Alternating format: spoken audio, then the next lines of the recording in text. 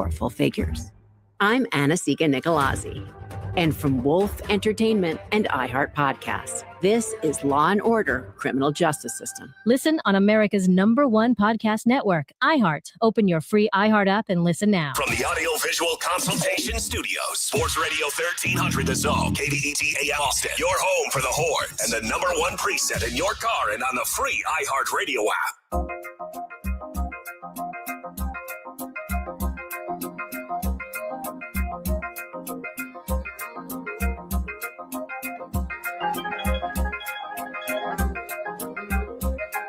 He's a Texas legend, a Hall of Fame broadcaster, the voice of the Texas Longhorns, and your host of the Craig Way Show.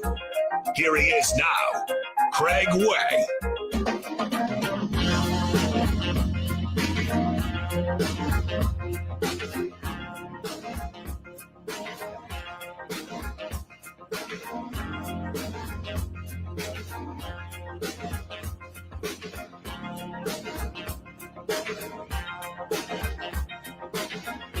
Welcome to a brand new week here on a Monday. Good afternoon, everybody. Welcome to the program here on Sports Radio AM 1300 The Zone. My name is Craig Way. Thanks very much for joining us. Always appreciate having you on board.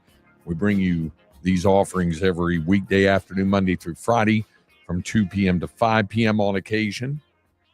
And there's been a few occasions, especially in the month of March, when I'm out for travel or, calling a broadcast. That means the producer, Jake Herman, takes the wheel. Of course, he takes the technical wheel of the program every day, but he takes the vocal wheel when I'm out. And you took some time to head back down to Houston for the weekend? Did you go down there? Yeah, busy weekend. I'm sure it was for you as well, Craig. I'm in College Station, but got to spend some time with my girlfriend and her family. They do an annual crawfish boil with the whole neighborhood and a Zydeco band involved. Wow. Is it like a big block party thing? Yeah, they close the street. They invite the fire department, the police. It's a huge production that I had never been to before. So it was compulsory attendance on your part. Oh, yeah. Yeah, these dates were blocked off for some time. Okay.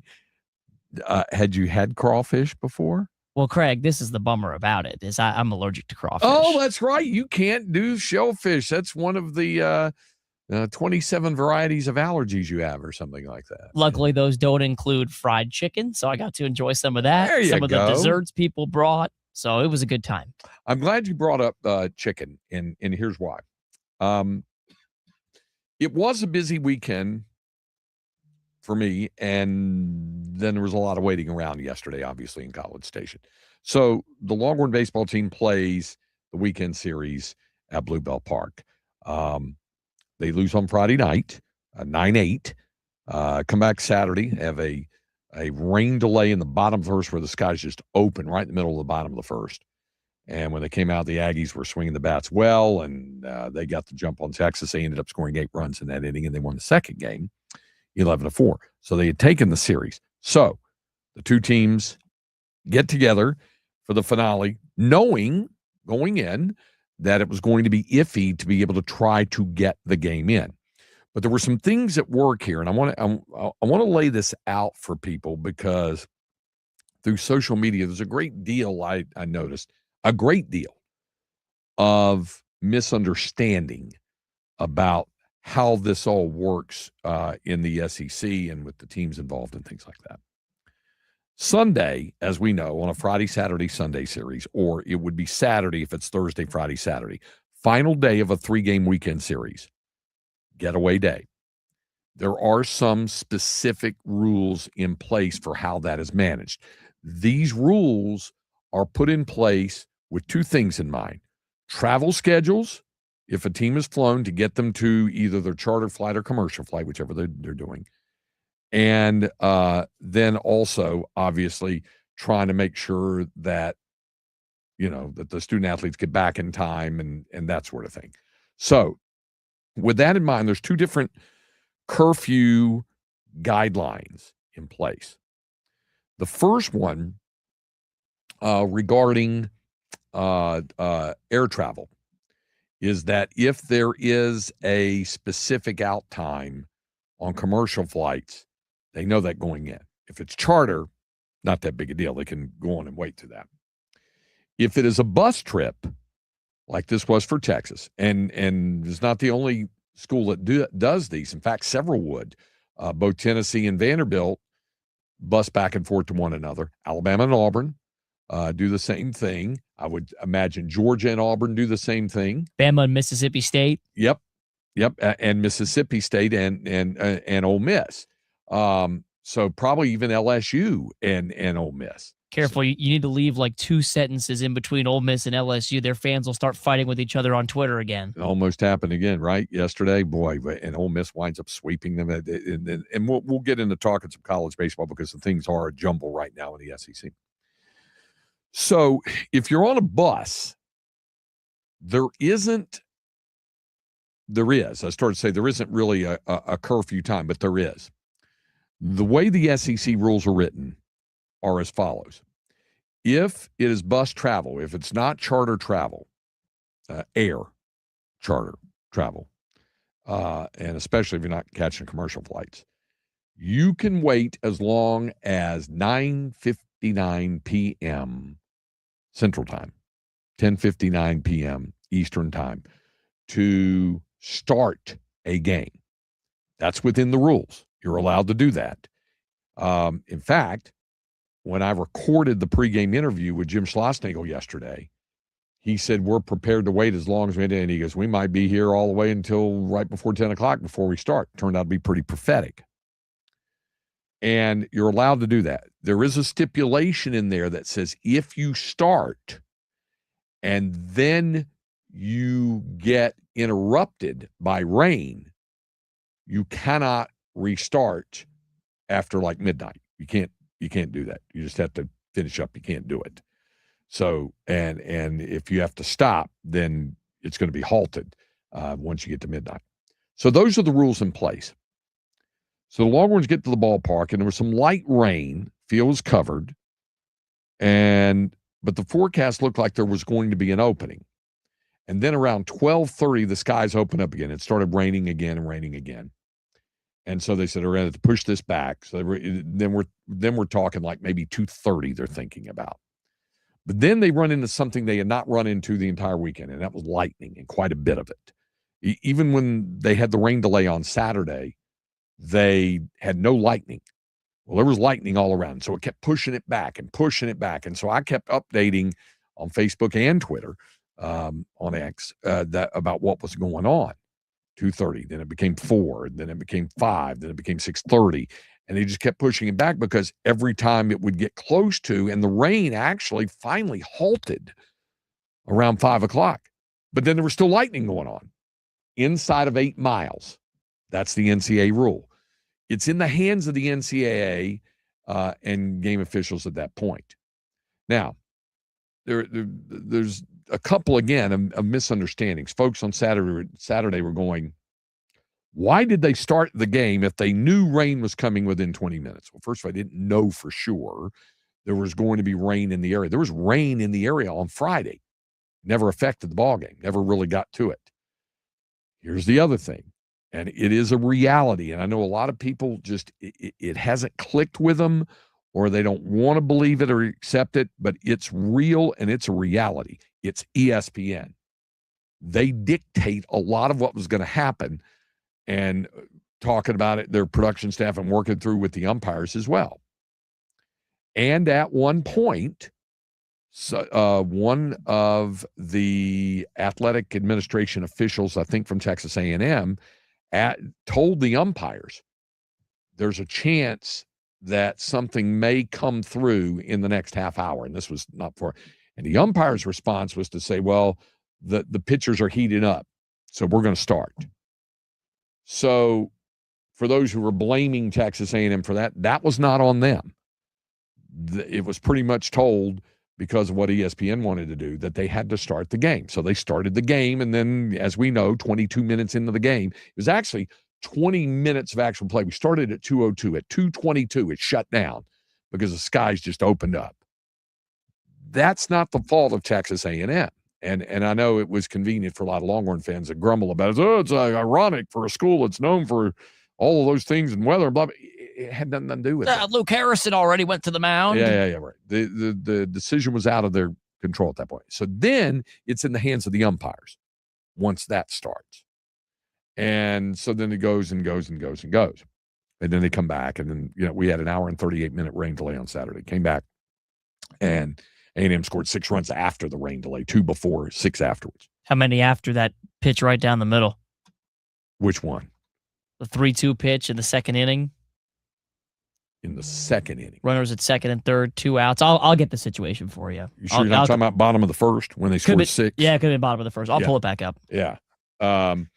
So anyway, they go on and get the win on that. So that's what happened with Saturday. And then with Sunday, it just was going on and waiting and waiting and waiting. But I kept seeing all of these responses, and you can continue to respond if you want on our text line. You text the word Texas, followed by your question or comment to 81530. So again, you text the word Texas, followed by your question or comment to 81530. Standard messaging and data rates may apply. But I'm going to tell you in advance, if you're going to text in and say, they never should have played, forget about that. That's not for you to decide. It's not for me to decide. The teams wanted to play and were within the rules to wait all the way up to 10 o'clock. And if you say, well, it's a student athletes, let me tell you something. I've come back from East Coast road trips on basketball team. We didn't get back till 3, 4 in the morning. So if they played last night, the latest they would have gotten home would have been about 3 a.m. riding the bus back. It's an hour and 40-minute bus ride, even if they played. So they were going to wait this thing out as long as they possibly could. And for Longhorn fans who said, the Aggies are trying to just get out of it, take their sweep, that's incorrect. And for Aggie fans who said, the T-Sips just want to get out of there, that's incorrect. They wouldn't have waited that long if they didn't want to play. They waited as long as they could. In fact, had there not been more lightning in the 9 o'clock hour, they were going to start the game before 10 o'clock and play the game. I know that for a fact. I was told that. They were going to play, but they had more lightning in the 9 o'clock hour and then right at 9:30. And you are mandated to have at least a half an hour window after lightning is detected within the 8-mile zone. And I know that because of the game I called Friday night, even at the high school level. You can't play when there's lightning. You can't. It's the NCAA rule. So for anybody that had any confusion about this, they wanted to play. They waited as long as they could to play. And then there were some silly responses. Again, on social media, some people say, Texas they needed to just pack up and go home. No, you play the game. You want to try to win a game. I know they weren't going to win the series. You try to win a game, win another conference game. If they had played and if Texas had won, they would ostensibly been right in the exact same spot they were going into the weekend. 1 game out of first and in second place, alone in second place. That's where they were going. Now, A&M would have been 1 game closer for having taken the series instead of 2 back. Instead, the 2 of them are tied for second right now. So they made all possible efforts to play the game. And Jim Schlossnagle said as much when he met with media afterwards down in the dugout. Said, I credit Texas A&M. They did everything they possibly could, but the weather just flat out wouldn't cooperate. So they were going to try to play because they both wanted to play and they both felt they needed a win and all that kind of stuff. So for people to just sit back on their couch and say, I never should have played, that's A, that's not your call, and B, you're not in their shoes waiting all day and wanting to play. And let me tell you something. I got to the ballpark at 10 o'clock in the morning. So I was there until 10 o'clock at night. At 9:30, when the last lightning thing came down, before it came down, I was still hoping they would play the game. I wanted to call a game. I wanted to be there and broadcast the game, even though I'd been there 11 and a half hours at that point. So, but it didn't happen. So the end result of it, both teams are 27-7. Both teams are 9-5. Both teams are tied for second place. 1 game, a game and a half back of Georgia. A game and a half behind Georgia. Dogs are 11-4. Yep. They lost 2 out of 3 at home to Florida of the weekend, and we'll get into more of that, the jumbled nature of things and the updated polls and all that kind of stuff. So we'll get to a lot of that. We'll get to your question as well. But up next, a recap of the Masters. Our man Cameron Parker, our resident golf analyst as well. Who nailed his mulligan pick on Friday afternoon. He did? Well, it was Friday afternoon at that point. There was right. Pretty easy choice, you would think, although it got a lot tighter. Sure did. But Cam will join us. We'll do that. We do have Inconceivable this hour. We'll get to questions from you as well. We got a lot to get to this afternoon. Recap of Texas softball as well as the baseball and Longhorn basketball stepping up in the portal. We'll get to all of that and more here on a Monday on Sports Radio AM 1300 The Zone and the iHeartRadio app. Get ready to cheer on your Round Rock Express right here on 1300 The Zone. From the first pitch to the final out. Round Rock Express Baseball. Only on 1300 The Zone. By texting 64,000, you agree to receive recurring automated marketing messages from Ownwell. Message and data rates may apply. No purchase required. Terms apply. Available at ownwell.com/terms. Individual results may vary. Right now, I have 24 different units. I think that's 15 separate properties. I trust Ownwell with all my properties. I trust them to fight for me with the appraisal district as best as they can. They've done a very good job. Ownwell is making my life more efficient, making me a better landlord. Using Ownwell, I've saved on average about $10,000 a year. That's a lot of money. Your property taxes aren't set in stone. They can be reduced. Ownwell combines savvy technology and deep local expertise to save real estate owners real money. Want to see how much Ownwell can save you on your property taxes? Just enter an address and see your tax savings estimate. See how much you can save with Ownwell right now. Text SAVE to 64,000. Text SAVE to 64,000. That's SAVE to 64,000. You'll use the radio in your car more than anything else.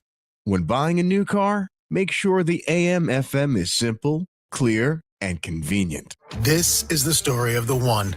As a maintenance tech at a university, he knows ordering from multiple suppliers takes time away from keeping their arena up and running. That's why he counts on Grainger to get everything he needs, from lighting and HVAC parts to plumbing supplies, all in one place. And with fast, dependable delivery, he's stocked and ready for the next tip-off. Call 1-800-GRAINGER, click Grainger.com, or just stop by. Grainger, for the ones who get it done. Booking.com has stays for absolutely anyone. For instance, imagine you're a vampire thirsting for a lively hotel.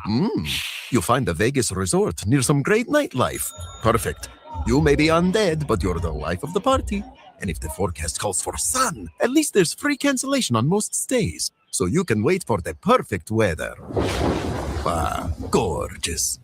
If a vampire can find their perfect stay, anyone can. Find exactly what you're booking for. Booking.com, booking.yeah. Voters are listening to the radio. Tons of them. If you're running for office, radio is where people are actually tuned in, not swiping past ads. Connect with communities everywhere and get on the air in just 48 hours. Visit winwithiheart.com. That's winwithiheart.com. Keep your career moving forward with growth opportunities, great pay, and benefits, and one of the country's top workplaces. Go to careers.progressive.com and apply today.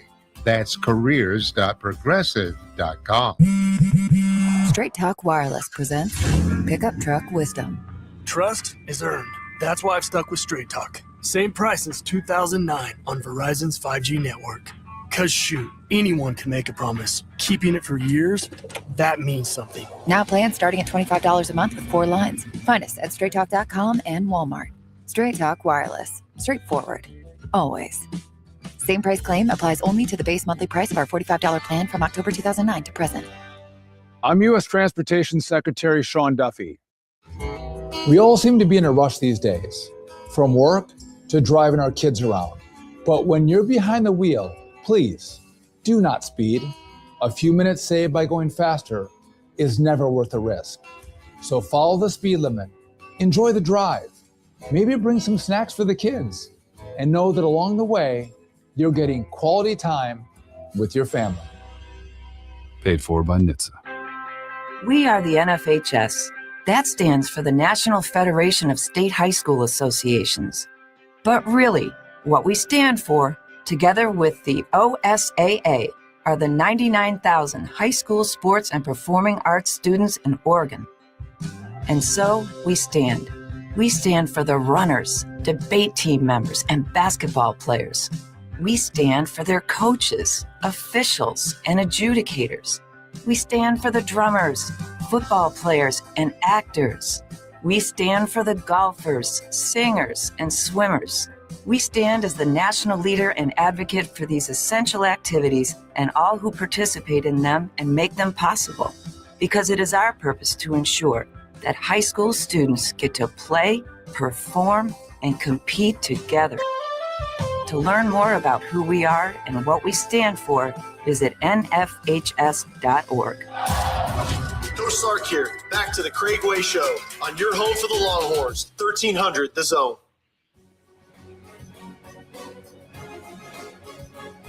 His year again. Rory is a rare repeat winner at Augusta. It's the Craig Way Show with the voice of the Texas Longhorns and Hall of Fame broadcaster, Craig Way. He is indeed a repeat winner. Only the fourth repeat winner in Masters history. And alongside Jack Nicklaus, Sir Nick Faldo, and Tiger Woods, Rory McIlroy. First to repeat since Tiger did it in 2002. And so as we look back at the Masters, our own, like I said, golf aficionado and dyed-in-the-wool golf devotee is our own Cameron Parker, who joins us. Now, first of all, to repeat, your choice to win the Masters was? Ludwig Oberg. Okay. He was 1, Cam Young was 2, and then John Rahm was 3. Okay. All right. Oberg finished what? 5, 6? Something like that. Something He like wasn't that. in contention. He made the cut. I think he was like 3 under starting yesterday. I did not follow his round. Yeah, good final round. Yeah. He finished 6 or 7 under. Okay. Yeah. All right. Our own Keith Moreland was in a Masters pool, and he had, I can't remember if he said he had Rory. Might have. But I know he had, Scotty Scheffler. Mm. I know he had Cameron Young. Mm-hmm. I know he had, there was somebody else good, but the thing that killed him was Fitzgerald not making Fitzpatrick. it. Fitzpatrick. Yeah. Yep. A lot of people were very high on Fitzy, and he blew apart on Thursday. I was high on Akshay Bhatia was my Fitzpatrick. I was high on the lefty coming in, and he had one point on Thursday. He was a couple under, but he blew up on a few holes and missed the cut. You know what derailed him? Having Kevin Hart as his caddy on the par 3 contest. that just ruined the whole day. That derailed all of Wednesday's par 3 contest. Him and Jason Kelsey should be banned from Augusta going forward. The purist speaks. Yeah, there we go. I don't know that you can get too purist about it when they're letting their kids putt and hit and stuff like that. That's right? true. That's fine. But that's as far I'm willing to go. It became a complete clown show. Yeah. With Kevin Hart and Kelsey. Trying to like watch and listen as Kelsey was trying to interview Jordan Spieth, and Spieth's holding his youngest kid, and it was just like, get this out of here. Like, I'd rather have Marty Smith do the interview than Jason Kelsey. What does this day mean to you, Jordan? Like, come on, get out of here. Like, I'd rather have Marty talk about how you get the egg salad and the pimento salad, the pimento cheese, and you put it together and you have the pomego and eat that, which I invented. It was good. I bet it was probably. And instead we have Kelsey eating. He did something with a pinto cheese sandwich and like the chicken sandwich put together. They had this, Mark Henry might know him, but like the Miz from WWE was out there. I don't know who the Miz is. Sounds like a character from Seinfeld. That was Kramer's old roommate. Just like, let's do better, ESPN. Let's do better. And Fred really opened up his press conference on Wednesday. He was asked about how innovative will Augusta be? Yeah. He was like, well, a few years ago we had Dude Perfect out here. Probably was not the best decision in hindsight. Yet, you have Kevin Hart and Jason Kelsey doing their shenanigans in the par 3 contest. But that's, hopefully we'll change that next year. Okay. All right. So after Friday and Friday night, we got off the air so late. This is going to disgust both of you. that the only thing available to me to get something to eat was Jack in the Box. Oh, yeah. It's tough. I had no choice. It was either that or I had nothing to eat from like early in the day all the way to the next. You're putting for double there. Yeah, I know. But anyway, but by the I get back to the hotel and I watched the recap on Friday night, and I'm like, this thing's over. Mm-hmm. He's up 6 shots. It's a record. This is going to be a walk in the park for him on Saturday and Sunday. Well, the walk turned a little bit wobbly and all that other kind of stuff. And equally as surprising, although maybe we should have been knowing what Scotty Scheffler has done, but for him to be 12 back at the midway point at flat even coming off a 74, for him to go 65, 68 and actually finish in sole possession, second place and 1 shot back, I thought that was pretty remarkable. There's a lot of golfers, including Scotty, who are going to look back at this week and think like, man, like I should have been there at the very end. And for Scotty, he had an incredible round on Saturday, and that came with him parring the par fives. His ball striking was there, but he didn't make a birdie on 13. His enemy was number 15 the whole weekend, wasn't it? Yeah. I mean, he was flying past it almost every time, all 4 rounds when he played it. Yeah, a lot of guys struggle with the par fives this week, but he was someone there. I told Jake before the show, I do not know how his putt on 17 did not drop. A fantastic putt. And for what it's worth, nobody birdied 17 yesterday. It was one of the hardest holes on the whole course, the 450-yard par 4. But I don't know how that didn't drop. But credit to Scotty for rallying, because he didn't have his A game. He probably played with a C+ game. And then I think Saturday, Sunday, he kind of found it. Obviously he just had his second youngest child. Congrats to him and Meredith. But I think this is going to propel Scotty. I told Jake on Friday's show, I think he wins the U.S. Open now at Shinnecock. I think this will piss him off so much, knowing that he was 1 shot from forcing a playoff with Rory for his 3rd green jacket, that I think he's going to head into Shinnecock, and I think that's going to set up very well for his game. Interesting you bring that up, because I don't know if you saw the piece today from Doug Greenberg at ESPN. Scotty is now 4-1 or shorter on the odds, 4-1 or better to win each of the next 4 major championships. 4-1 or better on PGA, U.S. Open, Open Championship, and next year's Masters. He's at the top of the list with Rory behind him second. And then Bryson DeChambeau, who's just, I heard somebody referred to him as Bryson DeChambles with the way things, it never got going for him. He struggled right from the first shot to the last shot on Thursday, Friday. Yeah, he had the blow up in the bunker on 11, which it took him 3 shots to get out of it. I think he made triple on 11. And then the 18th on Friday, I think he just needed par to make the cut. Maybe he needed bogey. He was completely +3. blew up again. Yeah. and he made a triple. On 18. Well, you did hear that he now produces and makes his own 5-irons and wedges. Yeah. So maybe back to the lab, literally, for Bryson DeChambeau to figure 3D out printer. The 3D printer. Augusta, I know he's had a couple close finishes there at Augusta. That course just really does not suit him. And I think it kind of shows you how much of a weapon his driver has been, because he's a great putter and a great driver, but his iron play really let him down last year in the final round against Rory, and his wedges as well. So I wasn't too shocked to see him miss the cut. Now, the one that really disappointed me was Jon Rahm, because Ron came in. I think he'd won once this year on the LIV Tour, twice allegedly. Who knows if he actually won and those events even happened, because we can't watch him. But he's someone that came in the course was set up firm and fast. You're thinking this is I thought he's under the radar. I know he's had all the weird stuff going on with the DP World Tour and refusing to pay fines to be part of the Ryder Cup team, but I thought this is going to set up well for him. And he was terrible on Thursday. Brandel, of course, Longhorn legend, ripped into him on the Live From show, as he did to Bryce and all the other LIV guys. But Rahm was the one that really disappointed me. And he said after Sunday's round that, he learned what not to do in preparation. And it's funny, obviously Tyrrell Hatton, he had a good Sunday round, 6 under, 66 to shoot up there. Patrick Reed, the great man P, kind of faltered in the weekend, but he was in the contention. But, I heard Rahm's comments, and then I was watching I think it was the featured hole coverage, which, by the way, is phenomenal. The Masters kills it. Loved it. I was watching Dustin Johnson, and I think it was Dave Fleming, either Dave Fleming or Shane Bacon, the play-by-play announcer, was like, yeah, Dustin Johnson said he's prepared harder this year for the Masters than he has in the last few years. And it just kind of shows you that these live golfers, they don't care because they're getting guaranteed contracts, right? They're not playing for their PGA Tour card. They're not playing to be top 50 in the world. They're just playing for their contract, so they're not practicing. And you can kind of see that with Rahm's comments, with Dustin Johnson's comments.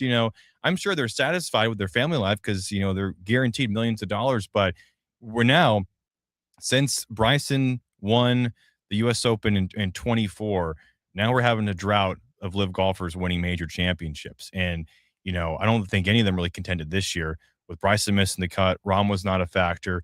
Sure, Tyrrell Hatton had a top 10, but he was not really in contention.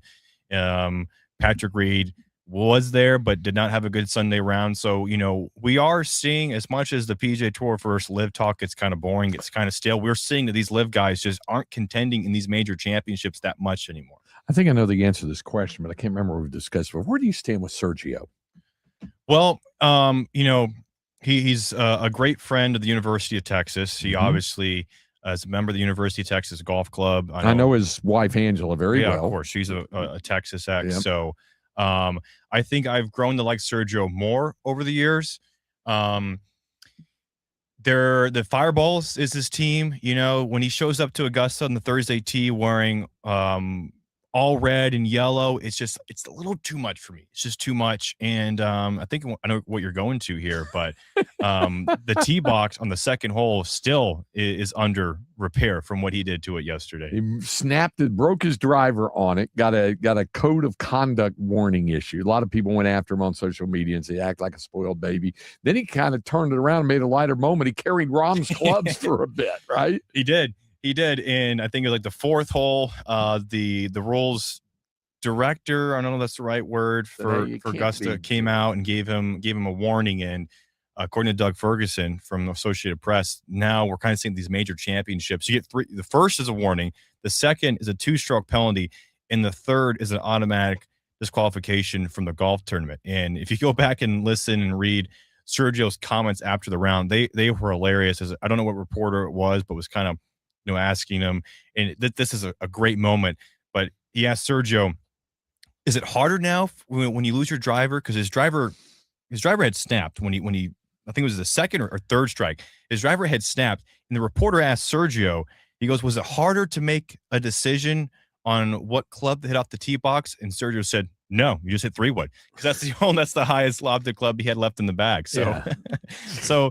And eventually he got tired and just didn't want to talk about it. But we got into a point now with Sergio where I think he's more known for his antics on the course than he is known for his major championship. And we never want to see that, especially for someone like Sergio, but he's fiery, I didn't see the interview because we were waiting out the storm delay in College Station, but was there an issue? Because I saw a couple of things on social media about Scotty's interview with Amanda Balionis.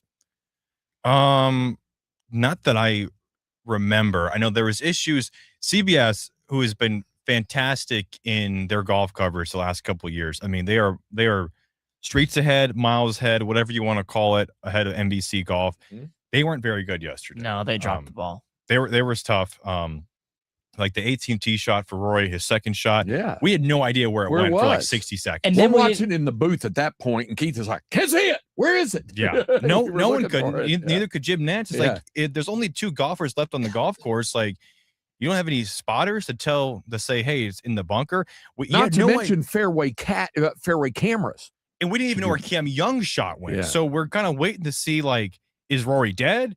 Where's his ball at? Where's Cam Young's ball at? And finally Nance was like, well, he's walking up towards the front left bunker, so we think it's there. It's like, what do you mean you think it's there? This is the Masters.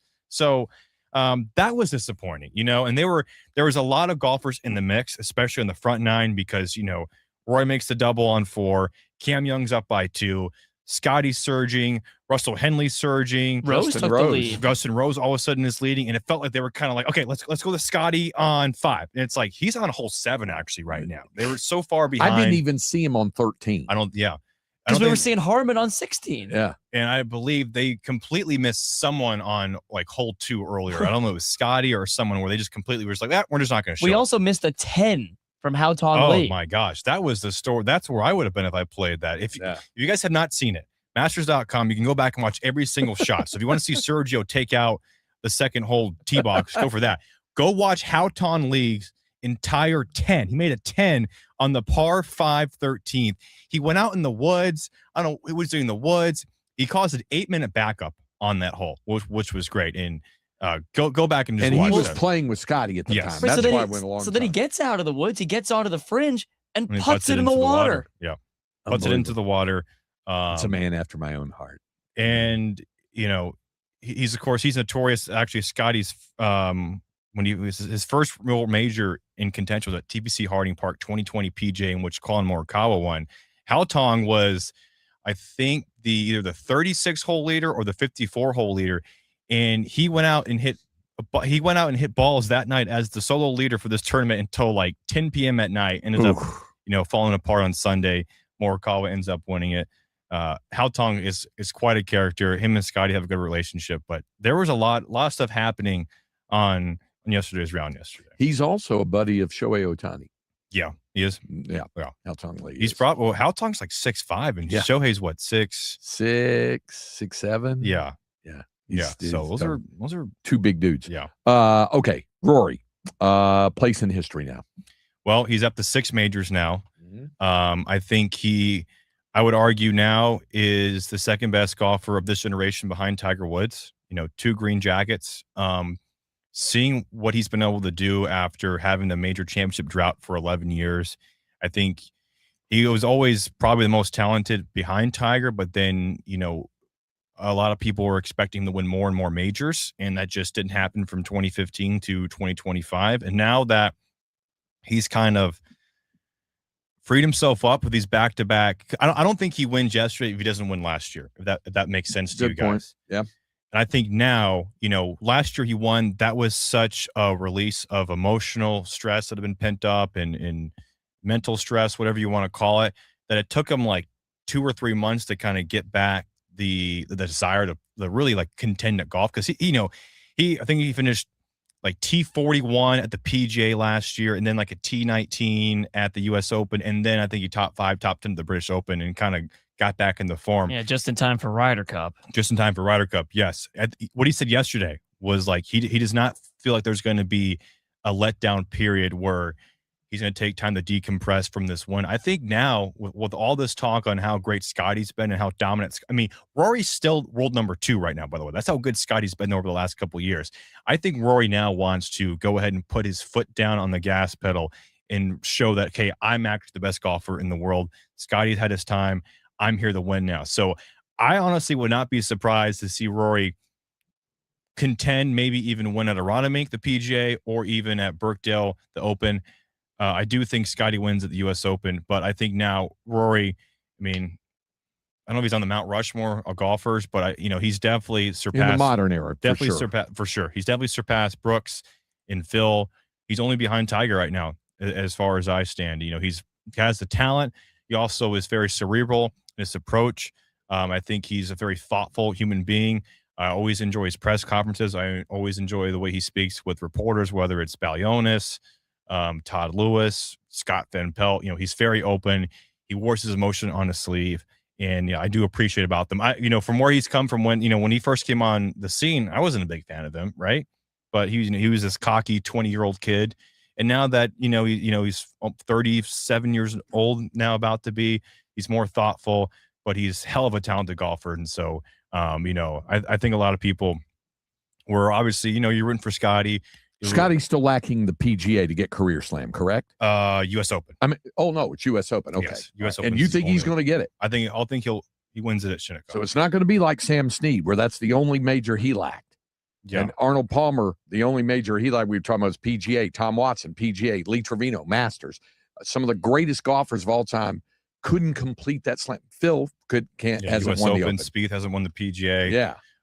I usually outside of Rory, the golfers that have completed the Grand Slam, they did it like within the first 4 or 5 years of their golfing career. And obviously Rory, it took him some time. I think Scotty gets it done this year, but of course, he could maybe cook some pasta and hurt himself again. Maybe as a third kid coming, who knows? Will the show and still go out and win again, right? All right. Thanks. Yeah. Appreciate you coming by. That's our own Cameron Parker. Up next, Inconceivable on a Monday on 1300 The Zone. Austin, Texas, the WNBA needs you to pull up and bring the energy, as they will have two of their teams coming in for a very special preseason showdown as the Dallas Wings take on the champs, the Las Vegas Aces, live at the Moody Center, and it's all going down May the 3rd. We'll see some elite hoopers, some big plays in that playoff-type feel. Trust me, you will want to be in the building. Get your tickets now at moodycenteratx.com. The Wings versus the Aces, May 3rd. You don't want to miss it. For over 30 years, CertaPro Painters has been part of countless memories. Every wall tells a story, and we've been proud to help write them. We are more than just your local painters, with care, craftsmanship, and certainty. From the first brushstroke to the final smile, our promise is simple. Your home, beautifully painted and worry-free. CertaPro Painters, that's painting happy. Get started today at CertaPro.com. Each CertaPro Painters business is independently owned and operated. Contractor license and registration information is available at CertaPro.com. Delivering more is just how we do business at Group 1 Ford of South Austin. Get more selection with our huge inventory of brand new Fords and quality pre-owned rides. More value with bigger deals and more confidence with our Austin family that's been serving Central Texas drivers for over 2 decades. Whether you're hauling gear to Zilker Park or commuting down Mopac, you get more with the team that knows Ford best. Group 1 Ford of South Austin, home of transparent pricing and no dealer add-ons. Visit us on South I-35 or online at group1fordofsouthaustin.com. Spring's the season to plant, grow, and glow up. Save on gardening staples from Lowe's during Mulch Week with Stay Green Premium 2 cubic foot mulch. 5 bags for $10 and select 1 pint annuals for $1. Plus, rewards members get 5 times the points on an eligible mulch purchase because you know how we roll. Members get more at Lowe's. Valid 4/15 while supplies last. Selection varies by location. Excludes Alaska and Hawaii. Point boosters subject to exclusions and more terms apply. Activation required. I lost 46 pounds in 8 weeks with the help of Andro 400, having tons of energy, not feeling tired or feeling at the end of the day that my feet are dragging. I would very strongly recommend it to anybody that feel they need to cut down on their weight or who doesn't have enough energy. Absolutely. That's fantastic, Joe. And congratulations on losing 46 pounds in 8 weeks with the help of Andro 400. Guys, check out Joe's before and after pictures on andro400.com. Since 2004, men have chosen Andro 400 for one reason: results. Andro 400 can help you safely and effectively lose belly fat, gain energy, and boost your testosterone. We guarantee it. Order today and get free shipping and special discounts available only on andro400.com. andro400.com. That's andro400.com. It's not just a radio app. It's what's happening right now. It's on. On the iHeartRadio app, you're not just listening, you're in it. You better believe it. From breaking news to what's happening in your community. Local, national, and world. Live moments. New development. Real voices. Hey, it's Ryan Seacrest. Amazing prizes. Plus, talk to your favorite hosts using the TalkBack mic. I have loved always hearing you guys. This is where culture comes alive. I listen everywhere on the app. Download the iHeartRadio app today. iHeartRadio brings you New to View, Streaming Edition. Looking for something to watch? Listen up. Next week on Netflix, the 7th season premiere of the kids show Coco Melon Lane, the stand-up special Kill Tony WrestleMania, and at 9 p.m. Eastern, the launch of Funny AF with Kevin Hart, a comedy competition show. Next Tuesday, the debut of the Netflix documentary Untold, the shooting at Hawthorne Hill, as well as the British drama Unchosen, starring Molly Windsor and Asa Butterfield. Next Wednesday, the launch of the Netflix musical documentary Lainey Wilson, Keeping Country Cool, the sports docuseries Hulk Hogan Real American, and the comedy docuseries This Is a Gardening Show with Zach Galifianakis. Next Thursday on Netflix, the season 2 premiere of the comedy Running Point starring Kate Hudson, and the new animated series Stranger Things Tales from 85. Next Friday on Netflix, the debut of the action-adventure film Apex starring Charlize Theron and Taron Egerton. Next Monday on Hulu, the start of the 4-part docuseries from Jimmy Kimmel, 4x20 Quick Hits. Next Thursday on HBO Max, the start of the British drama Half Man. Next Friday on Hulu, with the premiere of Nikki Glazer's new stand-up special, Good Girl. Next Friday, over on HBO Max, the streaming debut of Marty Supreme. Next Monday on Amazon Prime Video, the launch of the adult animated series Kevin, co-created by Aubrey Plaza. Next Wednesday on Apple TV, the second season premiere of Criminal Record. Next Wednesday on AMC Plus and Acorn TV, the second season launch of the dramedy Sisters. Next Friday on Apple TV, the start of the kids show My Brother the Minotaur. And next Friday over on AMC Plus and Shudder, the debut of the horror film Dolly. And that's new to view on iHeartRadio. Happy binging. It's the Morning Kickoff Show with Mike Hardball Harge and Mark Henry. Weekdays from 7 to 9 a.m. Only on Sports Radio, AM 1300, The Zone.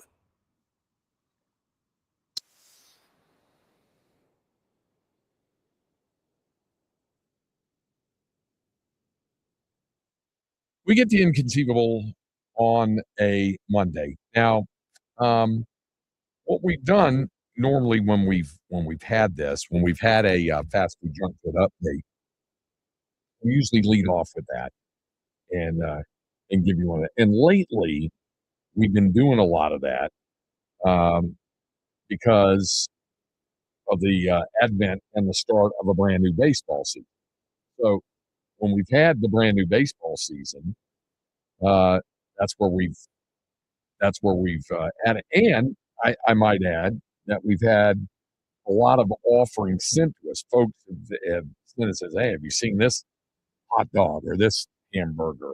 Or Allison's with you, by the way, on the pimento cheese milkshake. That's a big old no from her. Well, see, I love pimento cheese. I really do.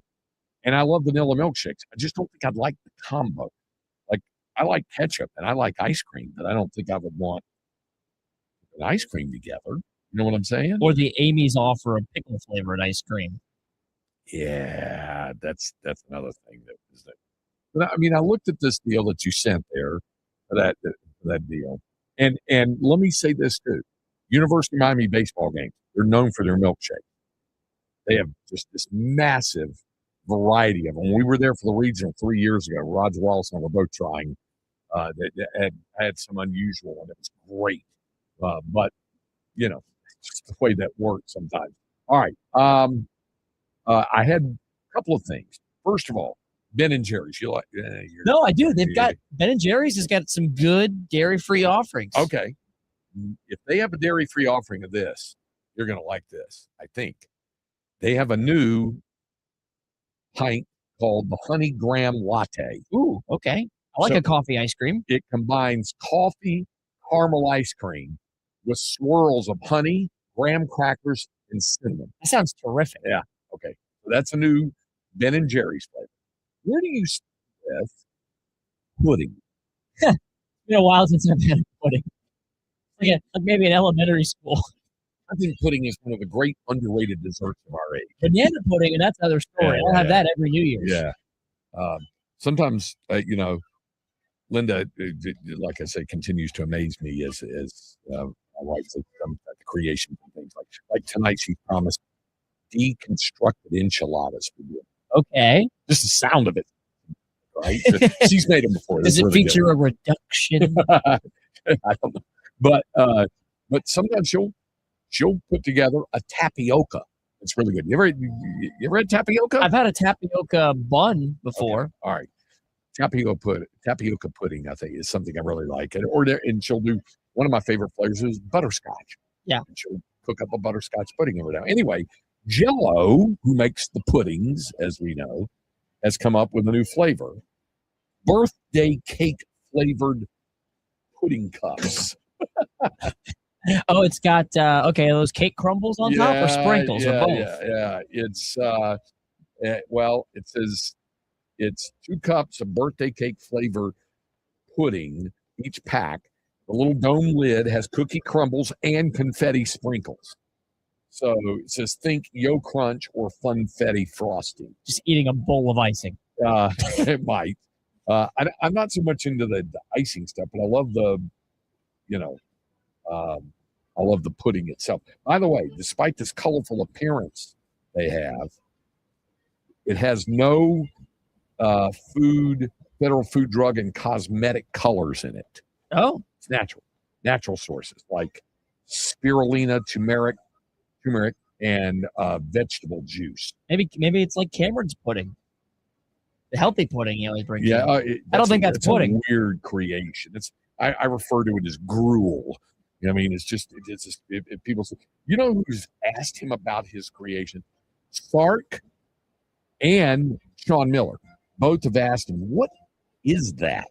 When he's had it, like it's this bowl with this goop, and it's like chia or something. Yeah, it's white. It's got all kinds of different things in it. Maybe he's keeping up with the latest Austin food trends. I guess, but it's all goopy and it doesn't have a bad smell, but it has a different kind of aroma. It definitely smells fresh. It doesn't smell bad. Yeah, no, but it's not necessarily one that I would seek out. Yeah.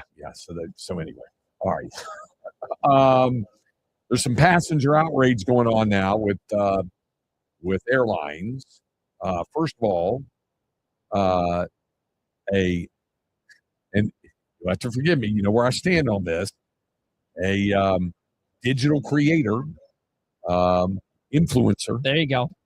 Min Win, M-I-N-H, and an N-G-U-Y, Min Win. Min Win, very upset because he had a confirmed seat on an American Airlines flight, sat down, he ended up getting bumped for someone on standby. Okay. And he got booted off the plane.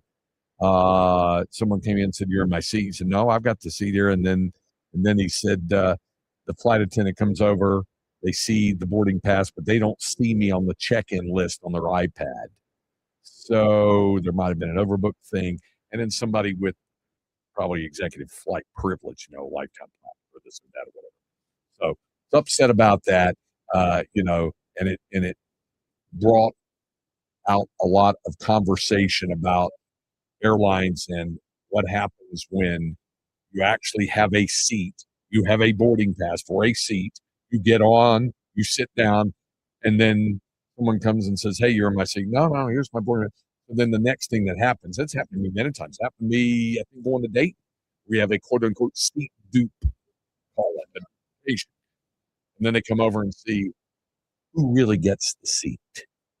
And the person who gets booted out of it obviously is going to be very unhappy, especially if they were the first one to arrive and sit down because they have a boarding pass for it. Yeah, can't just go finders keepers. Right. So but I think I've got a theory on this. Yeah? Airlines will charge you these base fares now that don't include a seat. That's true. They don't give you a seat assignment. So they want people to go ahead and pay extra to reserve a seat. Yep. When really, I just want to pay what I paid. You can put me anywhere. Yep. And it's just a racket. Yeah. Speaking of seats and things like that, Southwest Airlines, I love this, is launching a program because, they've taken a lot of heat because of the baggage fees and the assigned seats with Southwest and all that stuff. And their boarding's a mess. Yeah. And now they mentioned a new perk. Now get this. They're launching a program called Sip and Ship. Say that fast time. Sip and Ship. Be careful. Dump button is ready. That's like saying I shipped. SHIPPED. I shipped my pants. If you say that, just be careful that you're enunciating the whole thing. I shipped my pants. Now throw in Min Win. Yeah, there you go. Min Win shipped his pants. Be careful on that. Anyway, this Sip and Ship thing starts later this month. And here's how it works. Travelers flying Southwest from wine country will get the option to check one case of wine for free. Oh, come on. Now we're going to charge you $60 for your bag, your toiletries, and the other stuff, but you get to ship a case of wine for free. So this is how it works. This is such a slap in the face. They began offering service from, I love the name of this airport. It's in Sonoma County there in Santa Rosa. Charles M. Schultz, Sonoma County Airport, as in the creator of Peanuts, Charlie Brown, the whole bit. Anyway, according to press release, offering nonstop flights from Sonoma County Airport to San Diego, Las Vegas, Denver, and Burbank. If you go to any of those places, you can check a case of wine for free. Now, what if you're coming home to Austin and you got to go through Denver, like Southwest, a lot of it does? Grandfathered in? Yeah, What, is it? What about checking golf clubs free from Augusta? That would be nice. It would work. They should do it with every major. If you're going, Aronimink is not that far from Philadelphia, where they're going to have the PGA. If you're flying in and out of Philly, you can check your golf clubs for free. In and out of any Texas city. Free barbecue. Yeah, there you go. That'd be nice. All right, we'll be back to wrap up hour number 1 on 1300 The Zone. Smart drivers don't chase deals, they make decisions. This tax season, instead of spending your refund, invest it in something that keeps paying you back. At Steel Hyundai and Kyle, get 0% for 60 months on the all-new 2026 Tucson Hybrid, or 0% for 72 months on the entire all-electric Ioniq lineup. Less spin on gas, less spin on interest, more value every mile. Plus, every new Hyundai comes backed by America's Best Warranty, a 10-year, 100,000-mile, and owner assurance. Everything we do is driven by you. SteelHyundaiKyle.com. Hey boys, it's Elena and Aaron from Texas's #1 sports bar, Rowdy Cowboy, inviting you to join me and all my Rowdy Cowgirls for Blackout Fridays. We'll be wearing our sexiest black lingerie just for you. Wash down our ribeye steak special with one of 32 ice cold draft beers while watching us and your favorite sports on our 69 big screen TVs. So saddle up and head to Rowdy Cowboy now in Round Rock. Rowdy Cowboy. Eat, drink, bottoms up. You like saving money, right? We all do. That's why Allstate just lowered the price of car insurance. But wait, there's a catch. Lower. Actually lower. So if you're shopping around or just want to see how much you could save, check Allstate first for a new lower auto rate that could save you hundreds. You're in good hands with Allstate.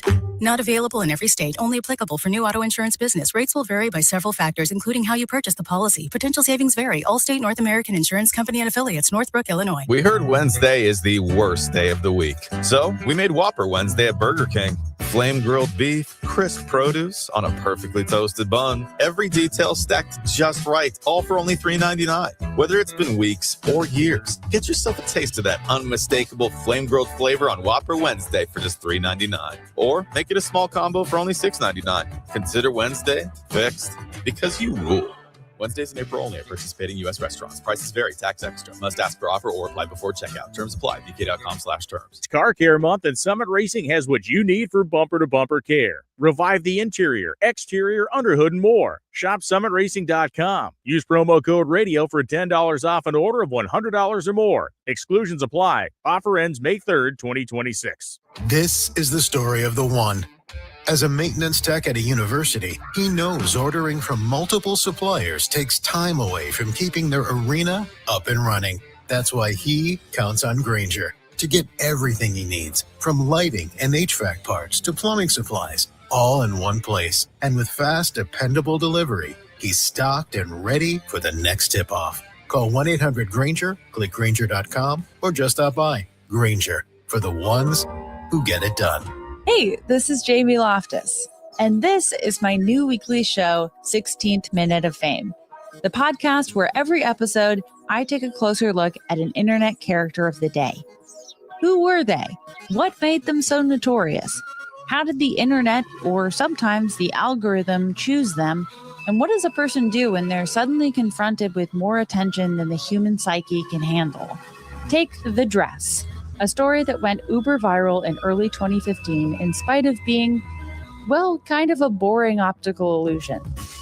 A mother of the bride in Scotland took a picture of a dress she was thinking about wearing to her daughter's wedding. But she saw the dress as blue with black lace, and her daughter saw it as white with gold lace.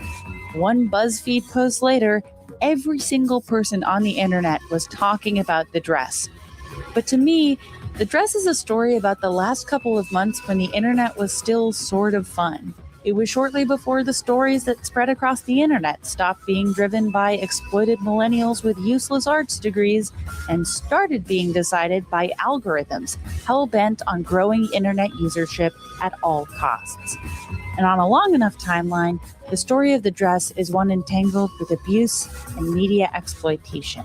Internet history is a tricky thing to be invested in. It feels like every time a bad with business billionaire buys up another platform, history starts being erased. With the team at Cool Zone Media, we're taking these characters' 16th minute of fame to see what their moment meant to them and what it says about us. Listen on America's #1 podcast network, iHeart. Open your free iHeart app and listen now. We all use AI, but here, it never pretends it's real. AM 1300 The Zone. Guaranteed human.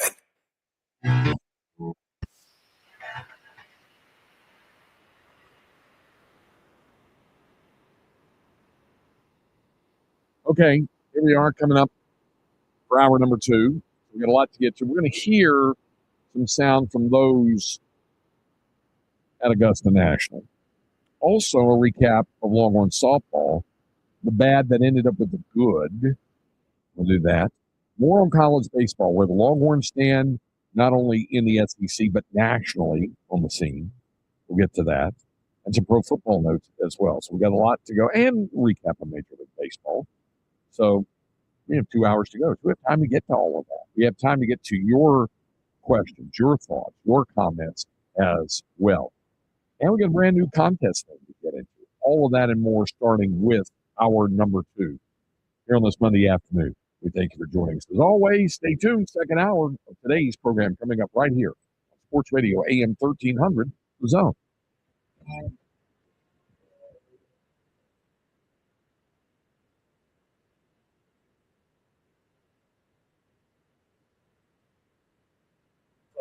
Virtual Consultation Studios. Sports Radio 1300 The Zone. KVET AM Austin. Your home for the Horns. And the #1 preset in your car and on the free iHeartRadio app. In a divided world, music remains our most powerful bridge, an art form that shows us again and again that we belong to one another.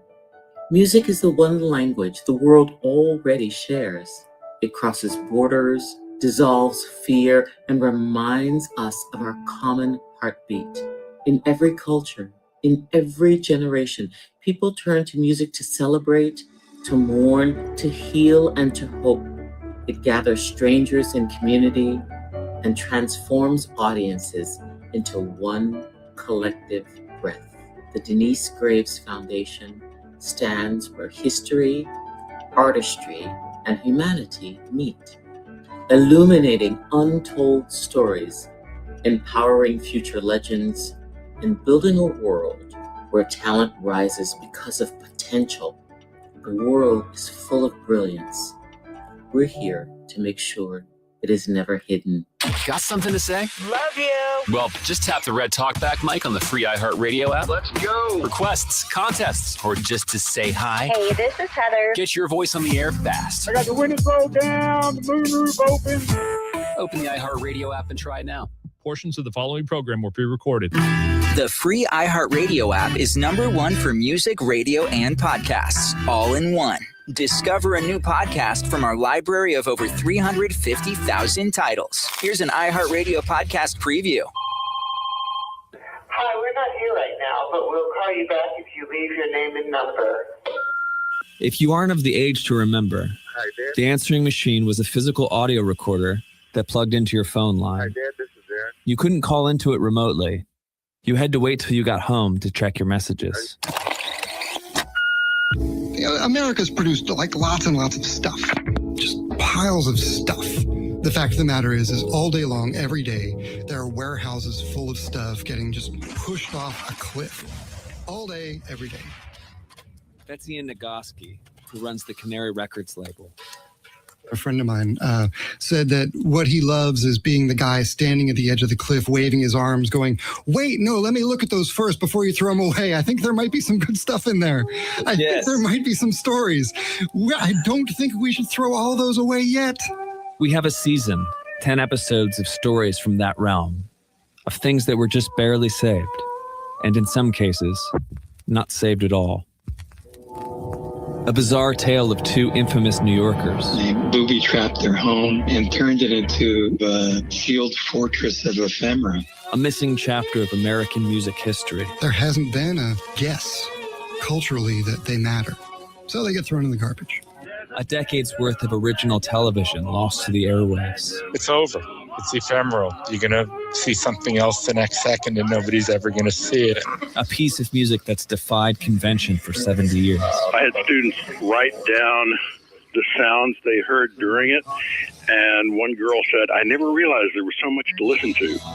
And what could only be called an audio mystery. It said nothing on it, and it clearly had been recorded, which intrigued me. What is this going to be? These stories and more given new life, if only for a glimpse. Is this podcast a piece of ephemera in the making? A forgotten story about forgotten stories? Only time will tell. Subscribe now on Apple Podcasts, the iHeartRadio app, or wherever you listen to podcasts, and learn more at ephemeral.show. Listen and follow this podcast for free on the iHeartRadio app. #1 for music, radio, and podcasts all in one.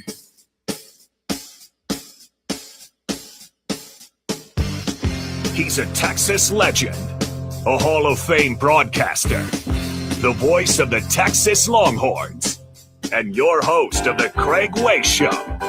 Here he is now, Craig Way.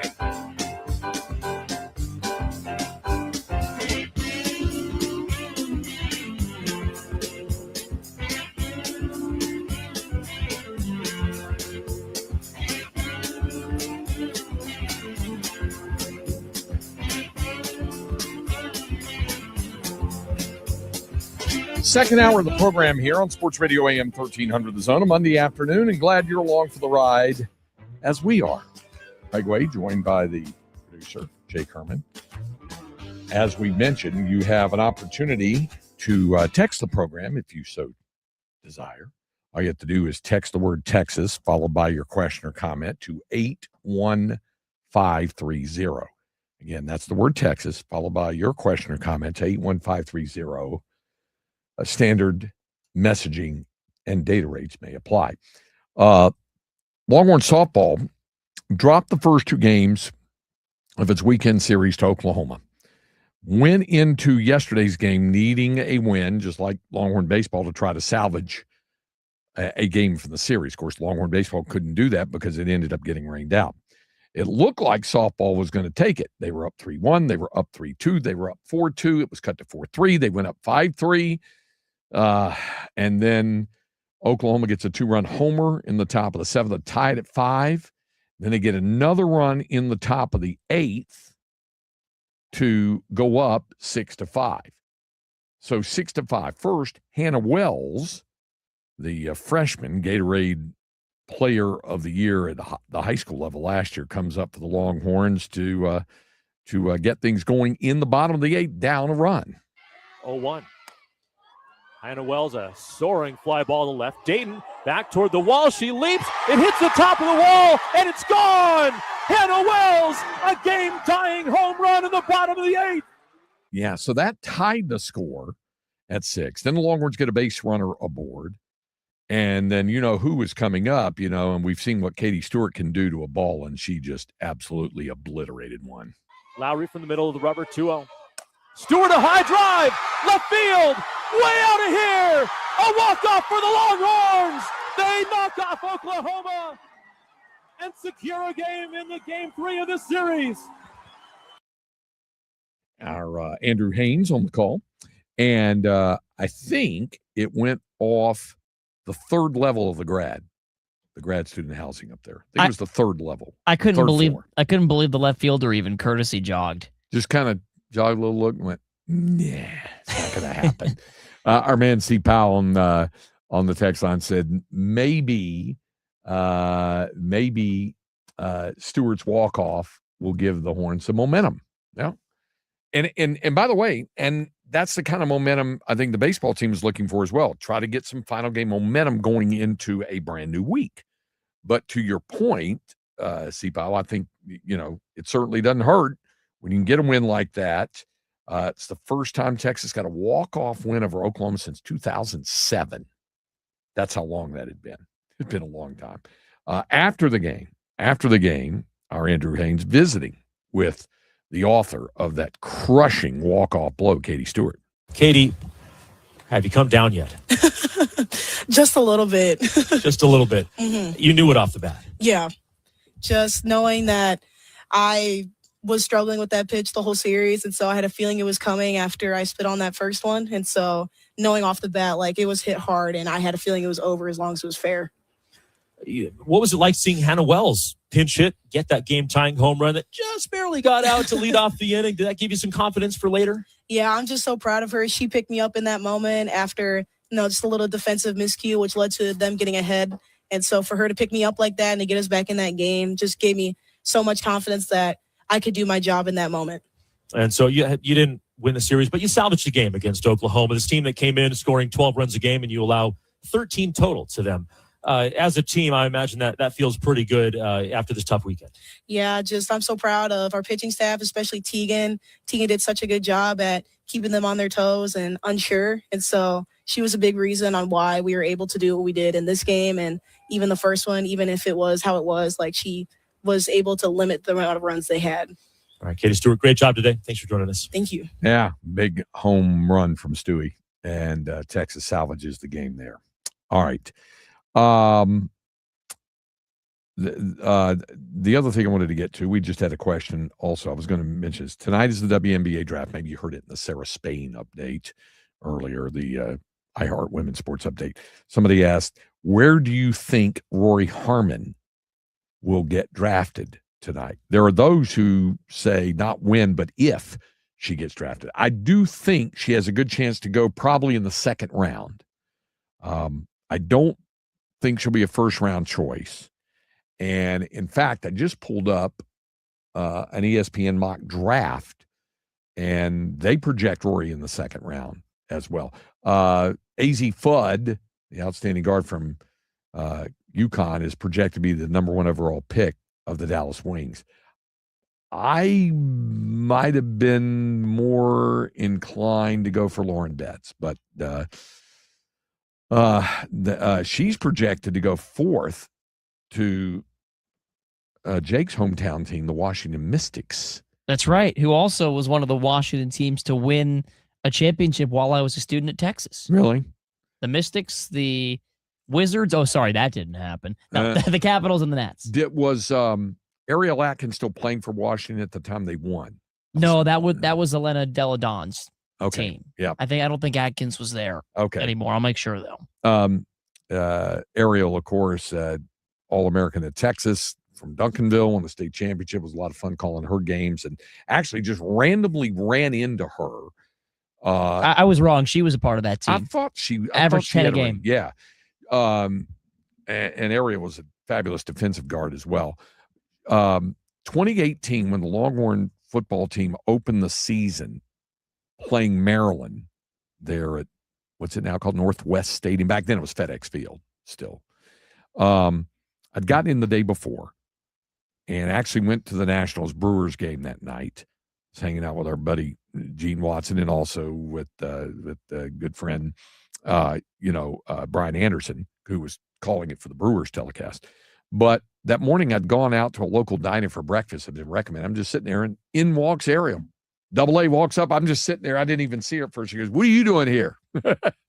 and we had a nice moment there. So she's great and has made a career in the WNBA. In any event, the WNBA draft has AZ Fudd. This is a mock draft from ESPN as the number 1 pick going to Dallas. Olivia Miles from TCU going to the Minnesota Lynx. Ava Pham from Spain to go to Seattle at number 3, and then the Mystics to take Lauren Betts at number 4. Nell Angloma from France to go to Chicago at number 5. Flau'jae Johnson of LSU to Toronto, the brand new Toronto Tempo at number 6. The Portland Fire to take Raven Johnson of South Carolina at number 7. The Golden State Valkyries to go with Ayana Martin at number 8. Kiki Rice of UCLA to the Mystics, who have 2 picks in the top 10 at number 9. Medina Okot of South Carolina go to Indiana at number 10. Then the Mystics, a 3rd pick. They got 3 in the first 11. Cody McMahon, outstanding small forward from Ole Miss at 11. Gabriela Jaquez of UCLA to go to the Connecticut Sun, soon to be the Houston, probably Comets again, I guess the original name. They're going to move there in 2027. So it'll be interesting to see that. Tanaya Latson of South Carolina to Atlanta at 13. Marta Suarez of TCU to go to Seattle at 14.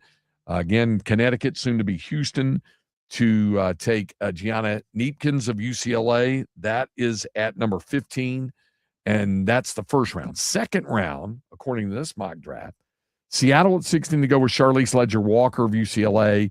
Portland to take Angela Dugalish of UCLA at 17. Connecticut to take Janiyah Barker of Tennessee, the power forward at 18. Ashlyn Jackson, the shooting guard from Duke, to go to the Mystics at number 19. Reagan Beers, the Oklahoma center, to the Sparks at number 20. Tony Morgan, the Kentucky point guard of Chicago at 21. Frieda Buhner from Germany to go to Toronto at 22.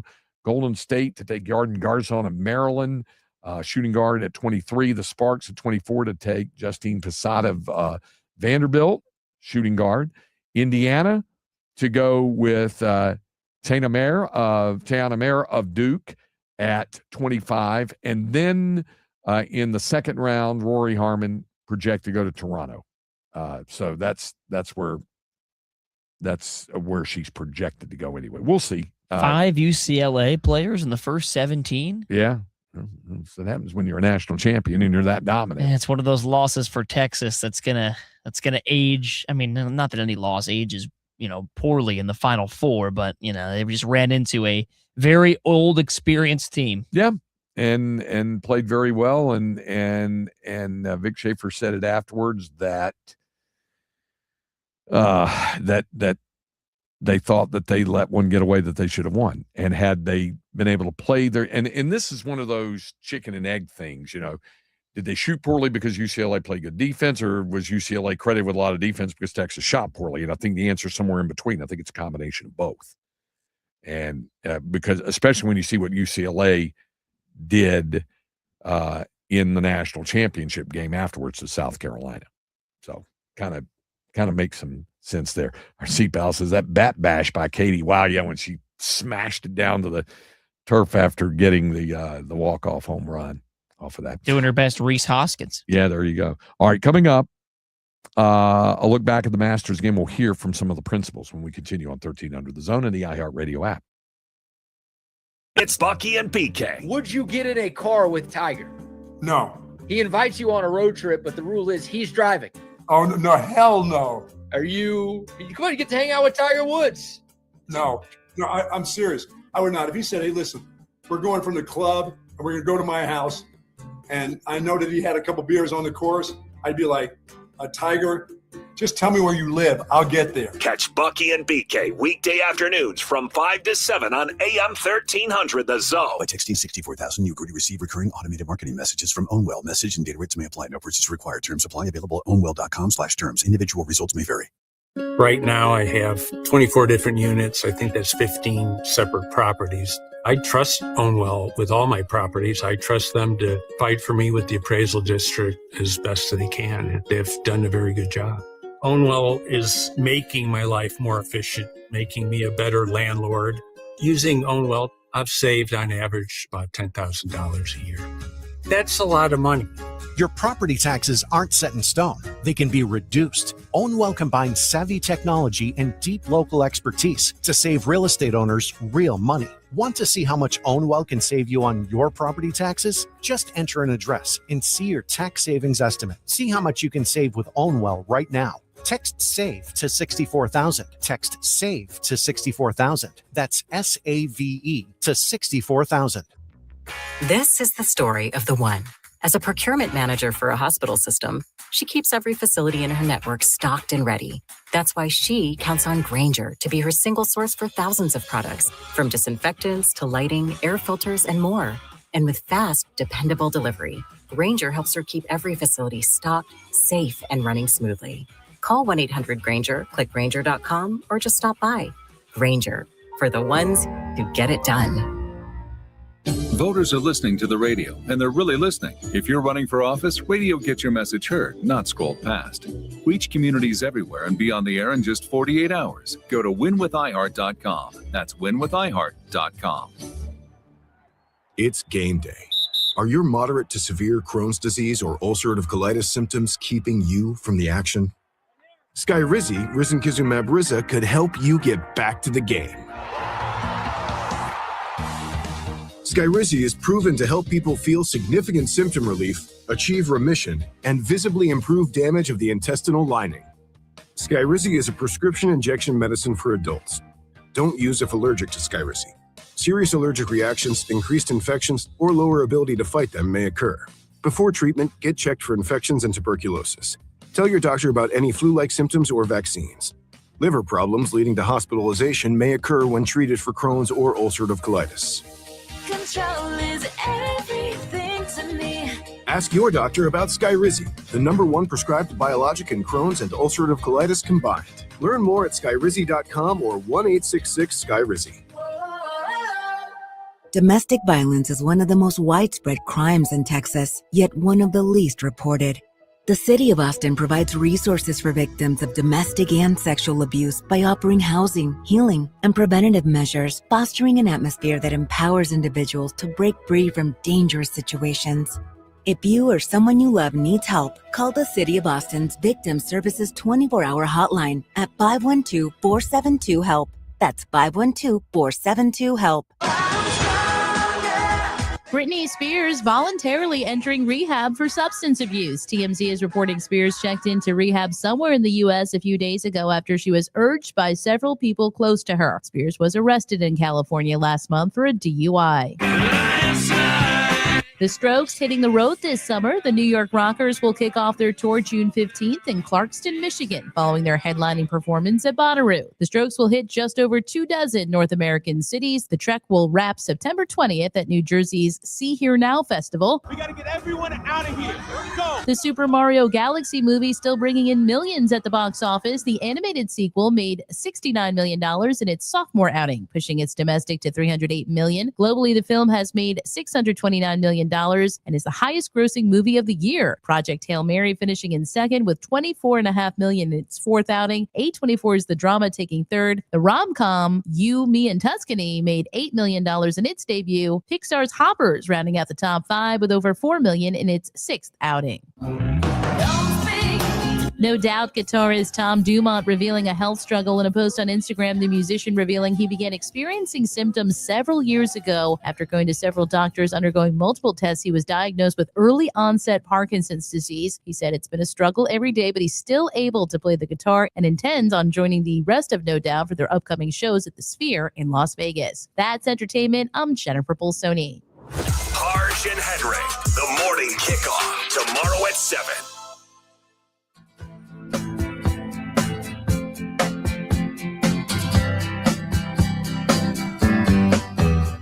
It's the Craig Way Show with the voice of the Texas Longhorns and Hall of Fame broadcaster, Craig Way. There's a calm before the storm. I know it's been coming for some time. When it's over, so they say, it'll rain a sunny day. I know, shining down like water. I want to know, have you ever seen the rain? I want to know, have you ever seen the rain? Coming down. I saw a lot of rain over the weekend. I think a lot of the states saw a lot of rain over the weekend. Did you see some rain when you went down to Houston? I did. There was like a sun shower right when I got in there on Saturday morning. Well, it rained some. Keith Moreland told me when he was driving over on Friday over to the Brazos Valley, he said all the way from Elgin to Caldwell, it was raining pretty well. It was, it was pretty, but Saturday and Sunday, and especially yesterday, obviously, it rained a bit. It rained quite a bit when I drove over on Thursday, and what I did was, you know me, I like to take the road not taken. I'll take the road less traveled. So you hate traffic, huh? Well, I'm not crazy about traffic, but I love back roads. Yeah. I love the farm to market roads of this state. It tells an awful lot. When I came out from North Carolina, I was really impressed by the quality of the farm to market roads. They have similar roads like that in North Carolina known as state roads, but they're not. And even though North Carolina has a lot of great roads, their regular state highways are in fabulous condition. The U.S. highways are well maintained, and the interstate highways, their state roads are not as good as the farm to market roads in Texas. And they have to be because there's 254 counties and all these, thousands of miles to traverse. So they have these farm to market roads. And I've said on this program before that my favorite farm to market road in the state of Texas is farm to market 165, which is not that far from here. If you go out just a few miles west of Dripping Springs, you get to Henley. Farm to market 165, it's the northern terminus of it. You turn left on that and go, it's about an 18-mile drive down to Blanco. And you come over a rise, and there you see what God had intended the hill country to look like. It's a vista that's incredible. What's the best time of day on 165? Well, I would say in the morning, really, because if you're going in the afternoon, you stand the chance of the sun being in your eyes when you're driving west on that. But in the evening would be nice too. I imagine, like late afternoon at dusk might be nice, but in the morning's really nice. Beautiful. It's a beautiful drive. But I have a lot of farm to market roads I really like. Another one that I like is farm to market 696. And it kind of does, and I like roads that do this. You exit the main road that everybody takes to go to a place. And this farm to market road eventually brings you back on down the road to the road that everybody takes. It may be might be a little more circuitous, might be a little bit more of going around the garage to get to the barn. But I will also say some of these you can travel at accelerated rates of speed as well to try to make up the difference. But that's not why I like farm to market 696 because it's got a lot of really rolling hill country stuff. It's not hill country, but the out east of Austin. But it's nice seeing the country there, and it goes through the thriving metropoli the two big metropolis cities of Blue and Gus, separated in between by the town of Lexington. You go through there, and then it comes out at Highway 21. You go on into College Station. Anyway, that's one of the things. But I saw a lot of rain when I come back.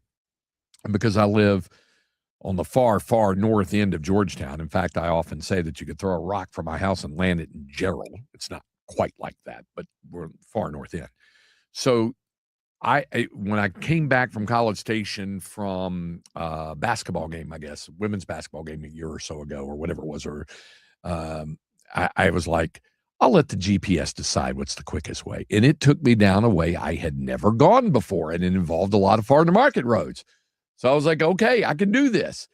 So last night, coming back, even though it was raining, farm to market 908 out of Rockdale, which kind of goes in a westerly, northwesterly pattern for about 12 miles. And then you go on farm to market 486 for about a mile. And then you get to farm to market, I think it's 1331.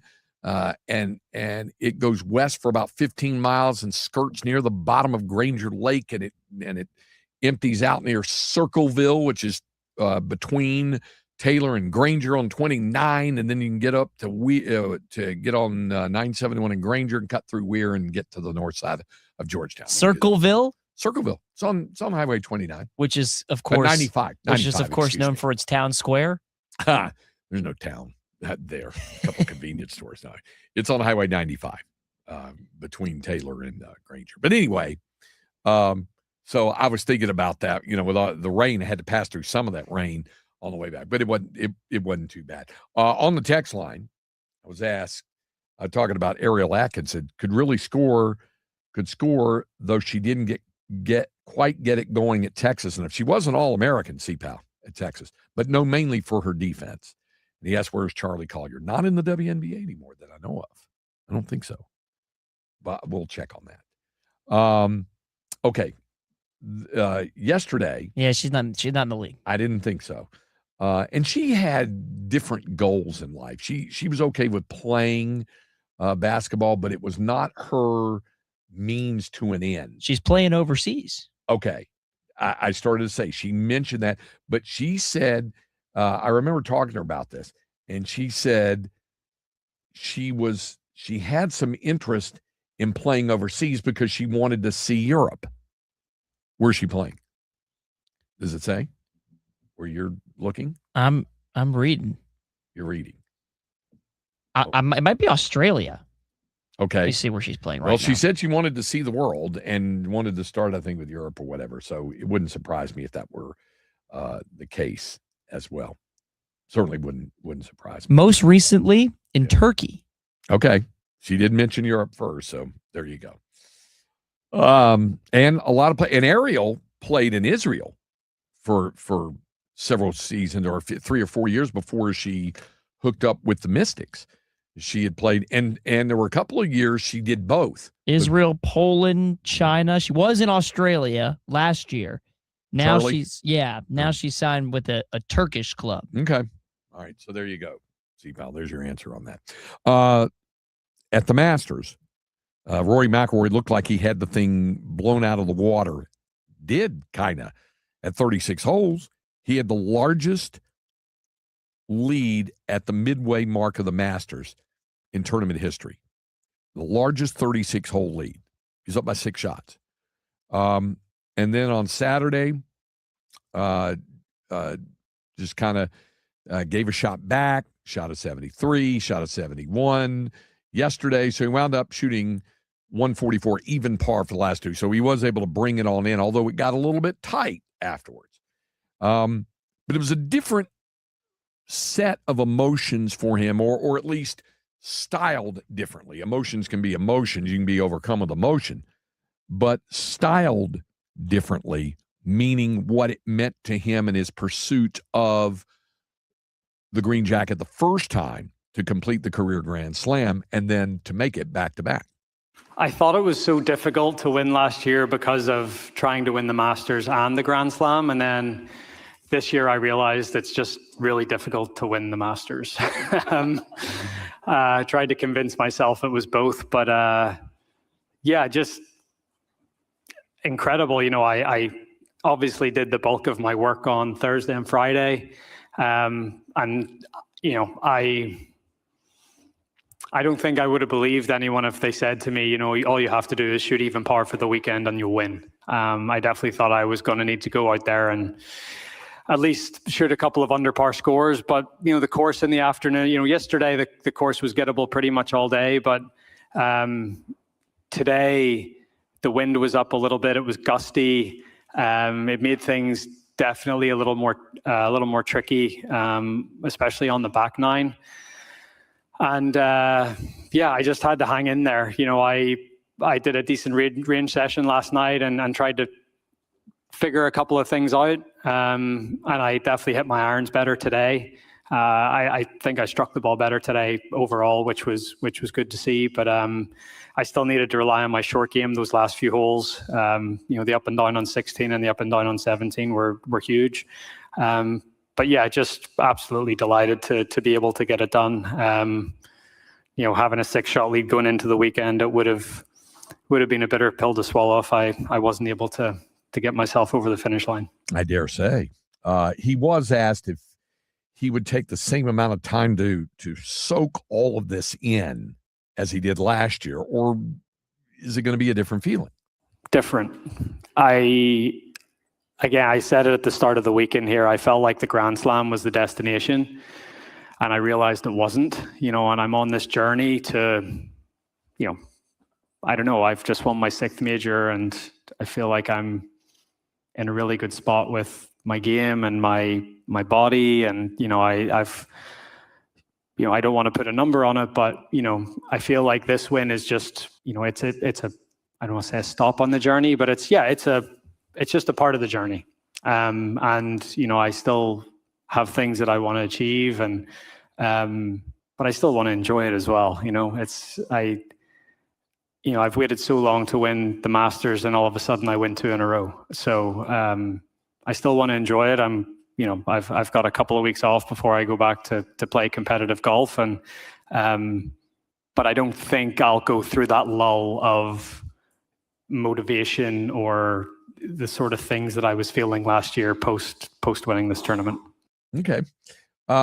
Let's hear from some of the other ones who were in it. First of all, Cameron Young, who was in it until the last part of the round, and he was asked to assess the round and how he handled being in the final pairing of the day. I think I handled it fine. I just didn't make anything. And I think that's kind of the story of the week. Honestly, if you look through all 4 rounds, I had a chip in yesterday and maybe made a putt or two over 10 feet, and really that was it. So I feel like I played the golf I needed to. I just didn't have the day making anything at all. Justin Rose had the lead on the back 9 for a time. I got away from him, but he was appreciative when he could hear the crowd support that was going on. Felt like the crowd were amazing to me all week long. They pulled for me all week long. I felt their encouragement, their support. At the end it kind of goes a little flat. It's more of a sympathy than anything, but it was still nonetheless very beautiful. But another little stinger, but yeah. And then there's Scotty Scheffler, who was asked, first of all, given the fact that he shot 74 on Friday, he was 12 back, so had so far to come back. I don't think anybody thought he was going to come all the way back to sole possession, second, 1 shot off the championship pace. So reflecting on what happened Friday, before he shot 65 on Saturday and 68 yesterday, did that bring about some frustration for him? Yeah, I'd say Friday probably hurt the most in terms of my chances of winning. We went out on Thursday afternoon were some of the most challenging conditions I think that we had all week. I didn't see many birdies out there Thursday afternoon. And so going out on Friday, whatever they did to the greens to soften them up, they did some stuff. And I just wasn't able to take advantage of that going out early on Friday. And then you saw the barrage of birdies that, Rory made and Cam Young and a bunch of guys made on Friday late in the day. And I think I finished maybe 2 over par on Friday. So that day probably hurt the most in terms of my chances to win. But overall, over the course of the weekend, I did some pretty nice stuff to give myself a chance. Yeah. The one thing that he couldn't do was get over the par hump. And, from the 4th hole, because remember, he birdied, 2 early holes and got it to -9. But from the 4th hole through the 14th, nothing but pars, and got really close on some, but nothing but pars. And he was asked about his mindset during all of that. I mean, holes 4 through 7 are pretty challenging today with the wind direction. Didn't get to take advantage of 8, hit some good shots into 9. And then, 10, 11, 12 are not necessarily birdie holes. Those are holes where if you're making par, you don't feel too bad. Obviously, if you're chasing, you'd like to sneak 1 in there, and I gave myself some opportunities. And then disappointing par on 13, and I wasn't able to get in the fairway on 14. That was a shot I'd like to have back, but good birdies on 15, 16, and then really great stuff on 17. I had 2 really good shots into 18, and the second shot just came up short. All right, we'll hear some more from all of those guys coming up next hour. Up next, an update on the college baseball front when we continue on 13 Under the Zone.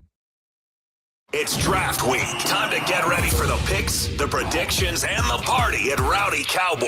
Join us Thursday, April 23rd at Rowdy Cowboy in Round Rock for a live special NFL draft show you won't want to miss. Mike Hardball Harch and the Zone Gang will bring you expert analysis and bold takes as the future of the NFL unfolds. From the first pick to the surprises, we'll break it all down. The Zone's NFL Draft Show, Thursday, April 23rd, starting at 2 p.m. at Rowdy Cowboy in Round Rock. In a divided world, music remains our most powerful bridge, an art form that shows us again and again that we belong to one another.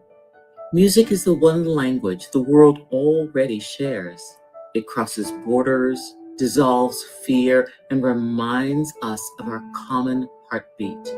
In every culture, in every generation, people turn to music to celebrate, to mourn, to heal, and to hope. It gathers strangers in community and transforms audiences into one collective breath. The Denise Graves Foundation stands where history, artistry, and humanity meet, illuminating untold stories, empowering future legends, and building a world where talent rises because of potential. The world is full of brilliance. We're here to make sure it is never hidden. Don't miss the Express on Saturday, April 18th at Del Diamond. The first 1,500 fans receive a Round Rock Express sling bag presented by the Sanders family. Get tickets at roundrockexpress.com. How was your break? It was great until I stopped for gas. Prices have gone up almost $1 with no end in sight. I might have to start watching how much I drive. That's exactly why I use Upside. I never pay full price for gas with the free Upside app. Upside? Yes, Upside. It's the free app that gives you cash back just for buying the gas you're already buying. So even with the rising gas prices, I'll never have to limit how much I drive. Does that actually add up to anything? Just last year, I made over $200 with the Upside app. Wow, that's serious extra cash. I'm downloading the free Upside app right now. Download the free Upside app to earn cash back on the gas you're already buying. Use promo code FUTURE25 for an extra 25 cents per gallon bonus on your first tank. You can cash out anytime, right to your bank account, or an e-gift card for Amazon and other brands. Just download the free Upside app and use promo code FUTURE25 for a 25 cents per gallon bonus on your first fill-up. That's FUTURE25. Offers vary by user and location. Go to upside.com for terms and conditions. 50 years in the Lone Star State, a one-stop shop so you're never late. Price is so low that you want to know Which way to Specs? Come on, let's go. Specs, wine, spirits, and finer foods. World-class service, that's all about you. Shout Specs, it's how we do. A huge selection since 62. Shout Specs, low price, amazing. Here's to you. Shout. Cheers to savings. If you love to travel, Capital One has a rewards credit card that's perfect for you. With the Capital One Venture X card, you earn unlimited double miles on everything you buy. Plus, you get premium benefits at a collection of luxury hotels when you book on Capital One Travel. And with Venture X, you get access to over 1,000 airport lounges worldwide. Open up a world of travel possibilities with the Capital One Venture X card. What's in your wallet? Terms apply. Lounge access is subject to change. See CapitalOne.com for details. Every morning, we rise and shine, make breakfast, and brush away the night's rest. These routines help us start the day off right. Nature-Made vitamins are a simple step in that daily care regimen. Multivitamins with daily essentials, clinically studied probiotics for gut health support, magnesium to help relax the body. Nature-Made is made to care for you every day. These statements have not been evaluated by the Food and Drug Administration. These products are not intended to diagnose, treat, cure, or prevent any disease. AM 1300 The Zone occasionally holds contests. For more information about contests on this station, go to am1300thezone.com/rules. On the Serving Pancakes podcast, conversations about volleyball go beyond the court. As the League One volleyball season heads towards its final stretch, there's no better time to tune in. You'll hear unfiltered analysis, behind-the-scenes stories, and conversations with leaders making an impact across the sport. Whether you're following the final push of Love's season or just love the game, Serving Pancakes brings you closer to the action and the people shaping the future of volleyball. Open your free iHeartRadio app, search Serving Pancakes, and listen now. Presented by Capital One, founding partner of iHeart Women's Sports. That red talkback mic on the free iHeart app could win you something amazing. The iHeart Awards in LA. Plus, it's the fastest way to get your voice on your favorite station. Thanks, guys. Love you. I love you guys. Have a good day. Try the talkback mic now. Just open the free iHeart Radio app. It's the Morning Kickoff Show with Mike Hart, Paul Harch, and Mark Henry. Weekdays from 7 to 9 a.m. Only on Sports Radio, AM 1300, The Zone.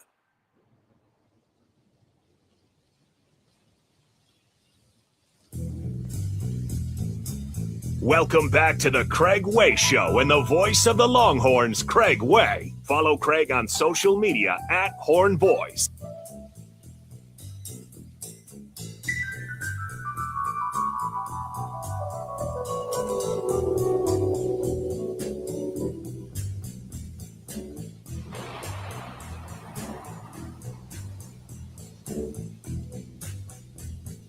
Riders on the storm, riders on the storm. Into this house we're born, into this world we're thrown, like a dog without a bone, and actor out on loan, riders on the storm. Okay, I think I've had about enough of rain and storms and stuff. Too soon? Just had enough of it because there's been an awful lot of it. Really. And we're going to have good weather for the ball game tomorrow. Longhorns back at home, where they will play the Islanders of Texas A&M Corpus Christi, or as some Longhorn faithful refer to them, the Speedo Aggies. So anyway, they'll play A&M Corpus tomorrow. And you'll hear that game here on 13 Under the Zone, a 6:15 pregame start time and a 6:30 first pitch. Now,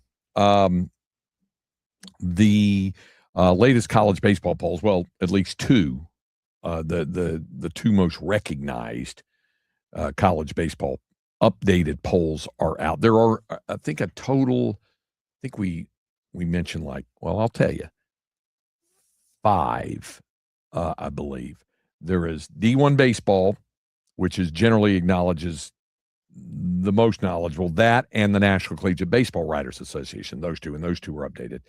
And then there's also Baseball America, there's the USA Today Coaches Poll, there's Perfect Game, but really and truly, D1 baseball and the NCBWA are the ones that are generally recognized as the most authoritative when it comes to the rankings. As chance would have it, both of those polls only dropped Texas 2 spots from number 2 to number 4 in the poll. In the D1 baseball rankings, UCLA remains number 1.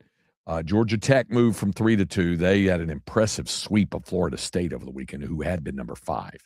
North Carolina, which won its series over Clemson, moved from number 6 to number 3. Texas dropped from 2 to 4 after dropping the 2 games to Texas A&M.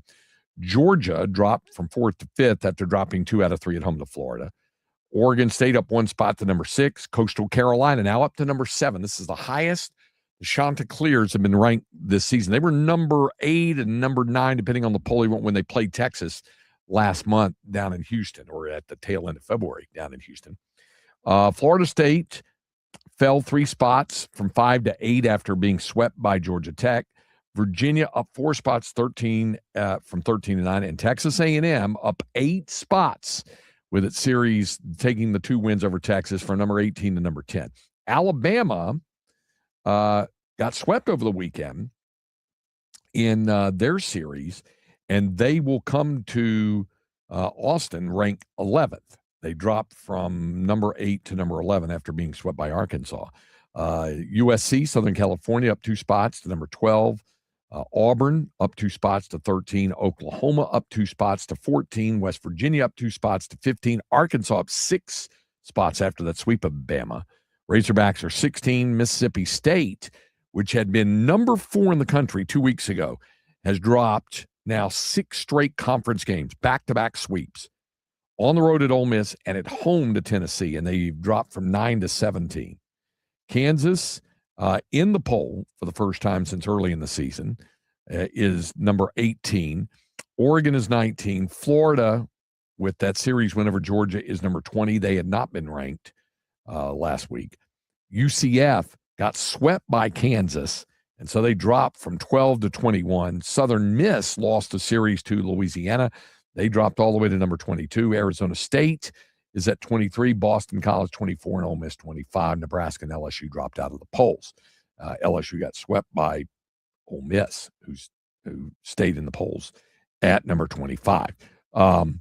The only main difference in the NCBWA rankings, they're almost identical in most of the things. I think Oregon State is 5 instead of 6 in the NCBWA. But again, Texas is number 4, North Carolina 3, Georgia Tech 2, UCLA 1. That was consistent in both polls. Coastal Carolina 7, that was consistent in both polls. Texas A&M 10, consistent in both polls.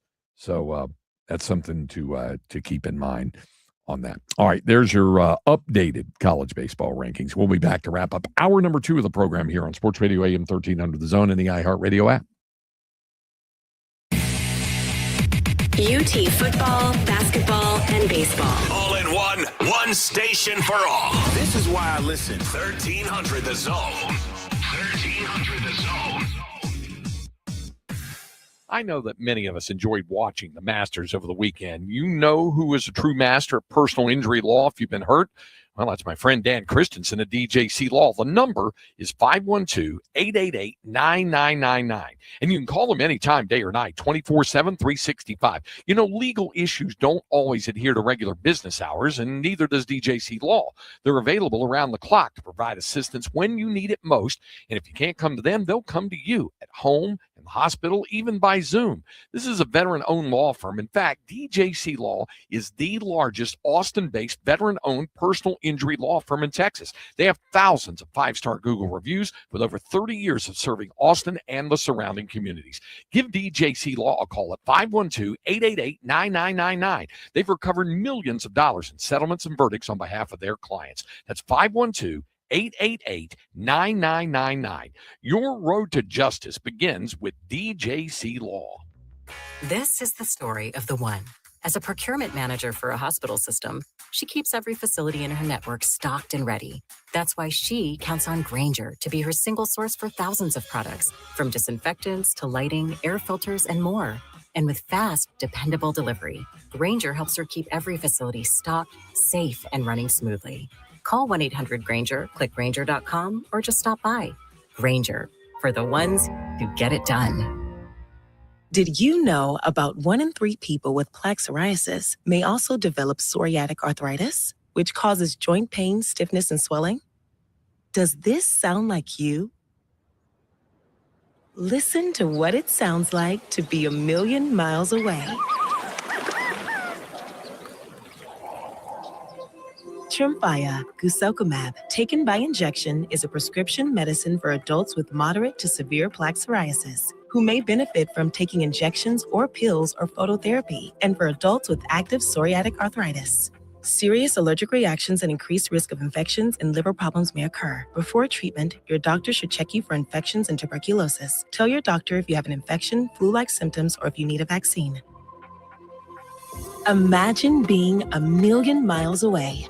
Explore what's possible. Ask your doctor about Tremfya. Visit Tremfya.com or call 1-800-526-7736. Want a great way to boost your brand? Custom labels at Staples will help packages pop, shipments stand out, and takeout boxes really take off. Shop now through April 18th and save 30% on all custom labels. Staples, that was easy. Delivering more is just how we do business at Group 1 Ford of South Austin. Get more selection with our huge inventory of brand new Fords and quality pre-owned rides. More value with bigger deals and more confidence with our Austin family that's been serving Central Texas drivers for over 2 decades. Whether you're hauling gear to Zilker Park or commuting down Mopac, you get more with the team that knows Ford best. Group 1 Ford of South Austin, home of transparent pricing and no dealer add-ons. Visit us on South I-35 or online at group1fordofsouthaustin.com. For over 30 years, CertaPro Painters has been part of countless memories. Every wall tells a story, and we've been proud to help write them. We are more than just your local painters, with care, craftsmanship, and certainty.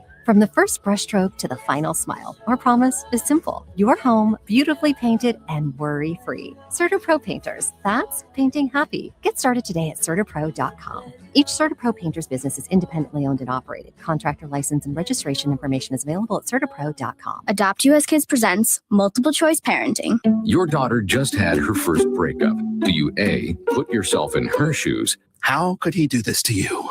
And for Sheila, she has split ends.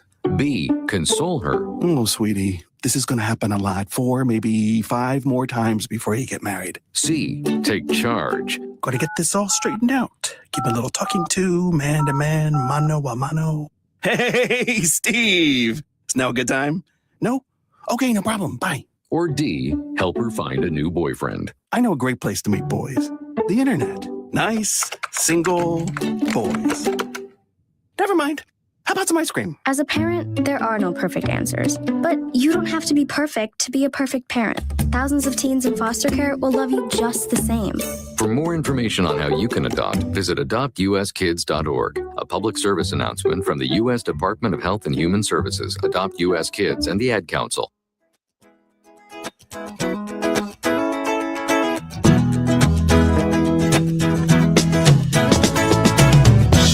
No, it's not a Yacht Rock Wednesday, but it is Doobie Brothers, because that's our opportunity to give you the opportunity to win a pair of tickets, see the Doobie Brothers and Carlos Santana coming up in August at Moody Center on August 18th. So all week long, what we're doing is giving you a keyword. And you mentioned that keyword when you contact us via the TalkBack feature, that TalkBack microphone. And as we mentioned, pretty easy to do. All you do is you download the free iHeartRadio app if you haven't already done it on your smartphone, whether it's an iPhone or Android, doesn't matter. Just download the iHeartRadio app. It's easy, it's free. Then you do a search in your search bar or search window or search magnifying glass, whatever you use. In your search AM 13 Under the Zone. And when you do, it pops right up. And then when it pops up, you leave us a voice message, because you're going to see a little red button with a white microphone. That's the button. You tap that, and you can leave us a message of up to 30 seconds. Don't go beyond that, but you can leave us a message. Hey, I was listening to Craig Way Show. I heard him mention tickets for Doobie Brothers, Carlos Santana. I'd like to enter. And the key word today, quite simple, Doobie. That's Doobie. easy to remember. Yeah, Doobie. That's the key word. Say it like that, too. You can if you want. You can say, I was listening to Craig Way's show, and he said the key word, Doobie. You can do that if you want. All right, 4 o'clock hour coming up on 1300 The Zone.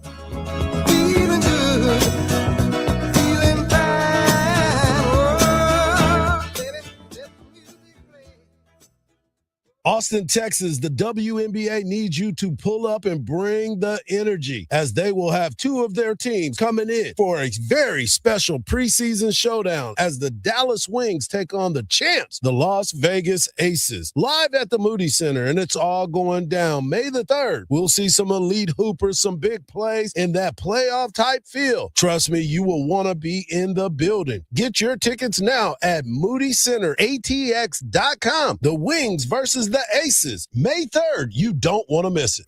Did you know cornhole is an international sport with televised tournaments and players across the world? At theacl.com, home of the American Cornhole League, you can find local events to play in, learn the game, shop for boards and bags, and follow our national pro tour. Whether you're a beginner or already a backyard legend, it all starts at theacl.com. When the dollar's convertibility into gold ended in 1971, gold was fixed at $35 an ounce. Fast forward to today, and the U.S. dollar has lost over 85% of its purchasing power. Meanwhile, gold has increased in value by over 12,000%.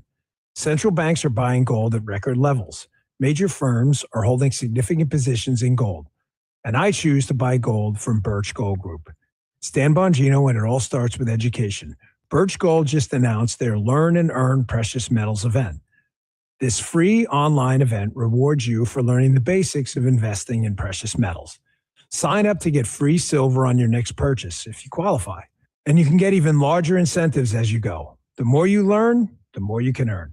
But act now. This special event only runs through April 30th. So text my name, Dan, to the number 989898 to join Birch Gold's Learn and Earn Precious Metals event by April 30th. Text Dan to 989898 today. Message and data rates may apply. This is Joe Cordell of Cordell & Cordell. Cordell & Cordell is the largest family law firm in the country with over 35 years of helping clients navigate divorce. If you or someone you care about is facing a family law issue, let us set up a 1-hour Cordell Consult. The Cordell Consult is a meeting with a local attorney who will give you clear guidance about your options, whether it's a separation, a postnuptial agreement, divorce, or custody. Visit CordellCordell.com. Austin, San Antonio, and St. Louis. Got something to say? Love you. Well, just tap the red talkback mic on the free iHeartRadio app. Let's go. Requests, contests, or just to say hi. Hey, this is Heather. Get your voice on the air fast. I got the windows rolled down, the moonroof open. Open the iHeartRadio app and try it now.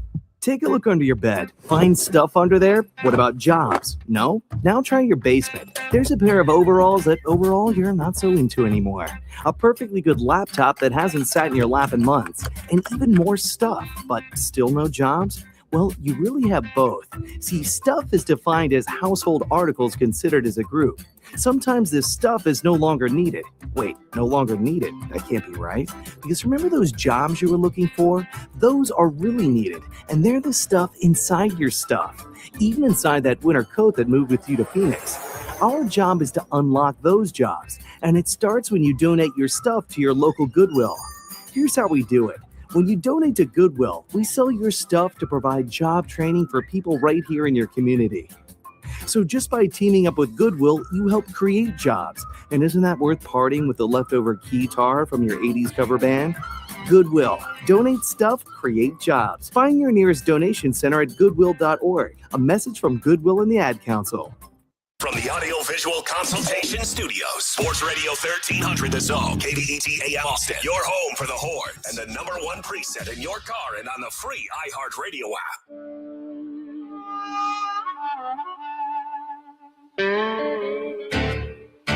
It's the Craig Way Show with the voice of the Texas Longhorns and Hall of Fame broadcaster, Craig Way.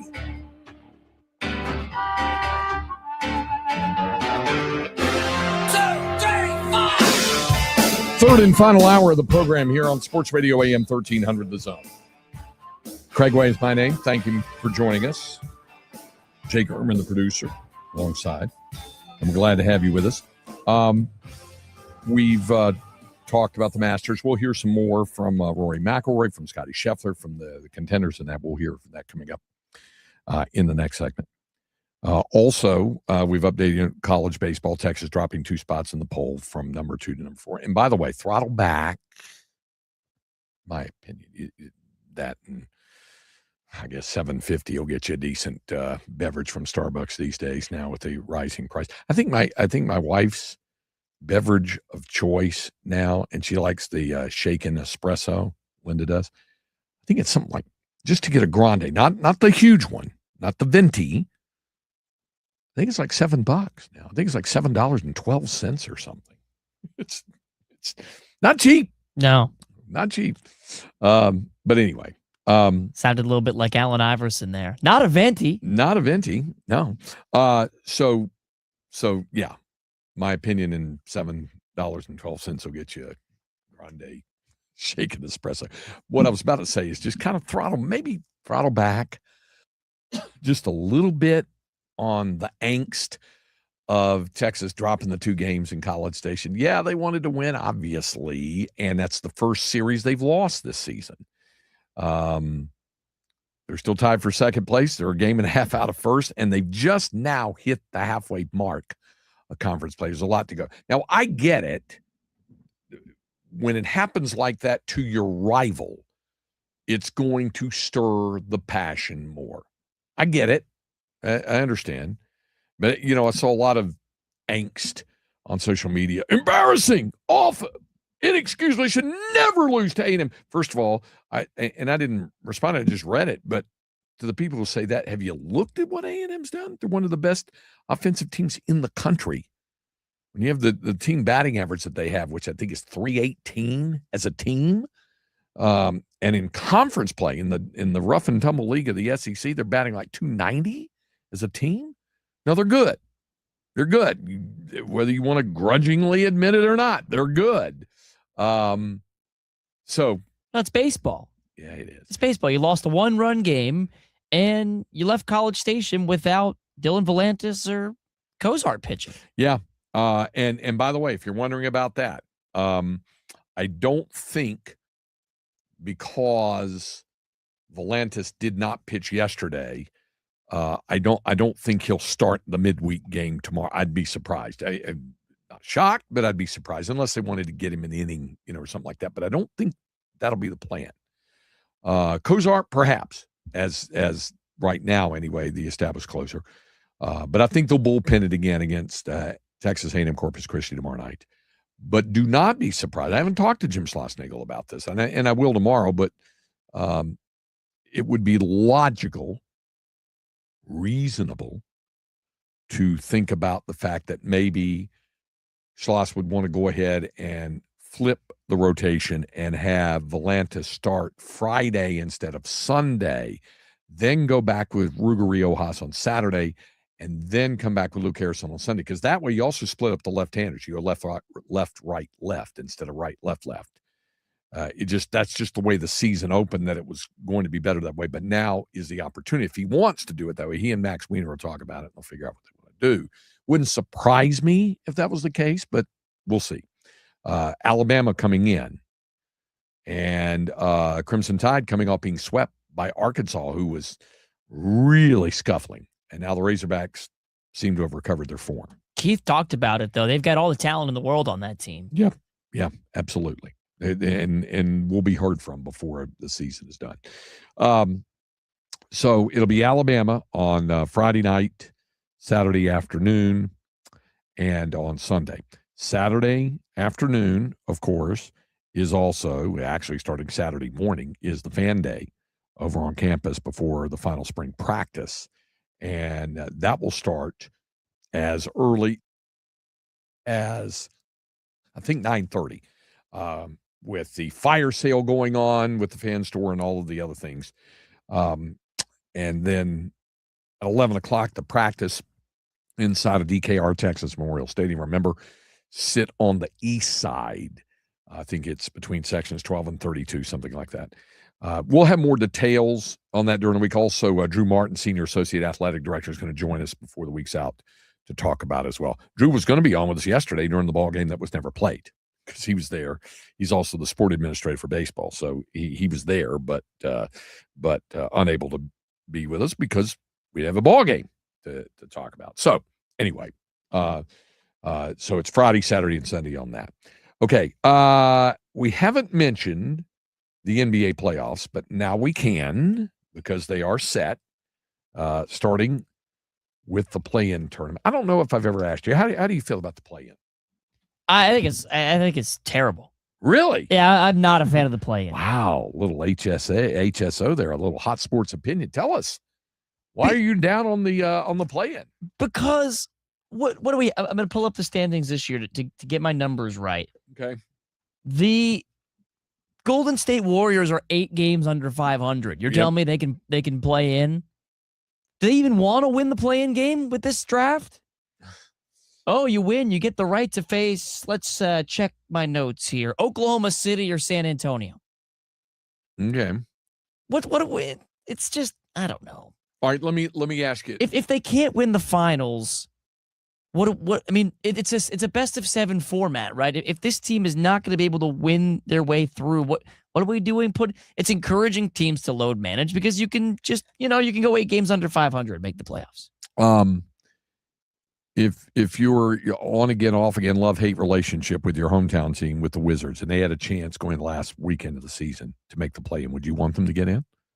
This year, no. Most years, yes, because I'm all about getting your team experience in a playoff atmosphere. The Wizards have a young core that's looking great on paper and passing the eye test, but they haven't played a meaningful game yet. Right. Well, it'd be meaningful if they got in the play-in.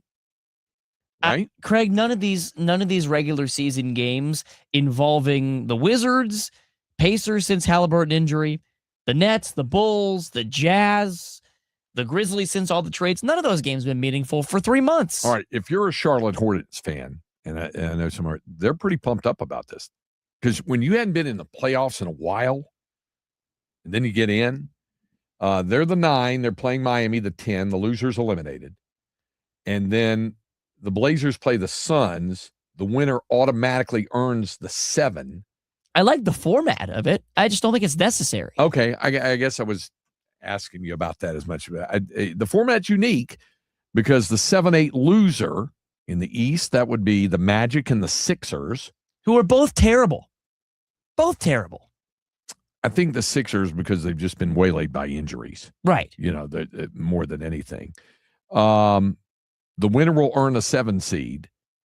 The loser of that game will have to play the winner of the Heat and Hornets, which is a play-in. Loser out. And the crowd goes mild.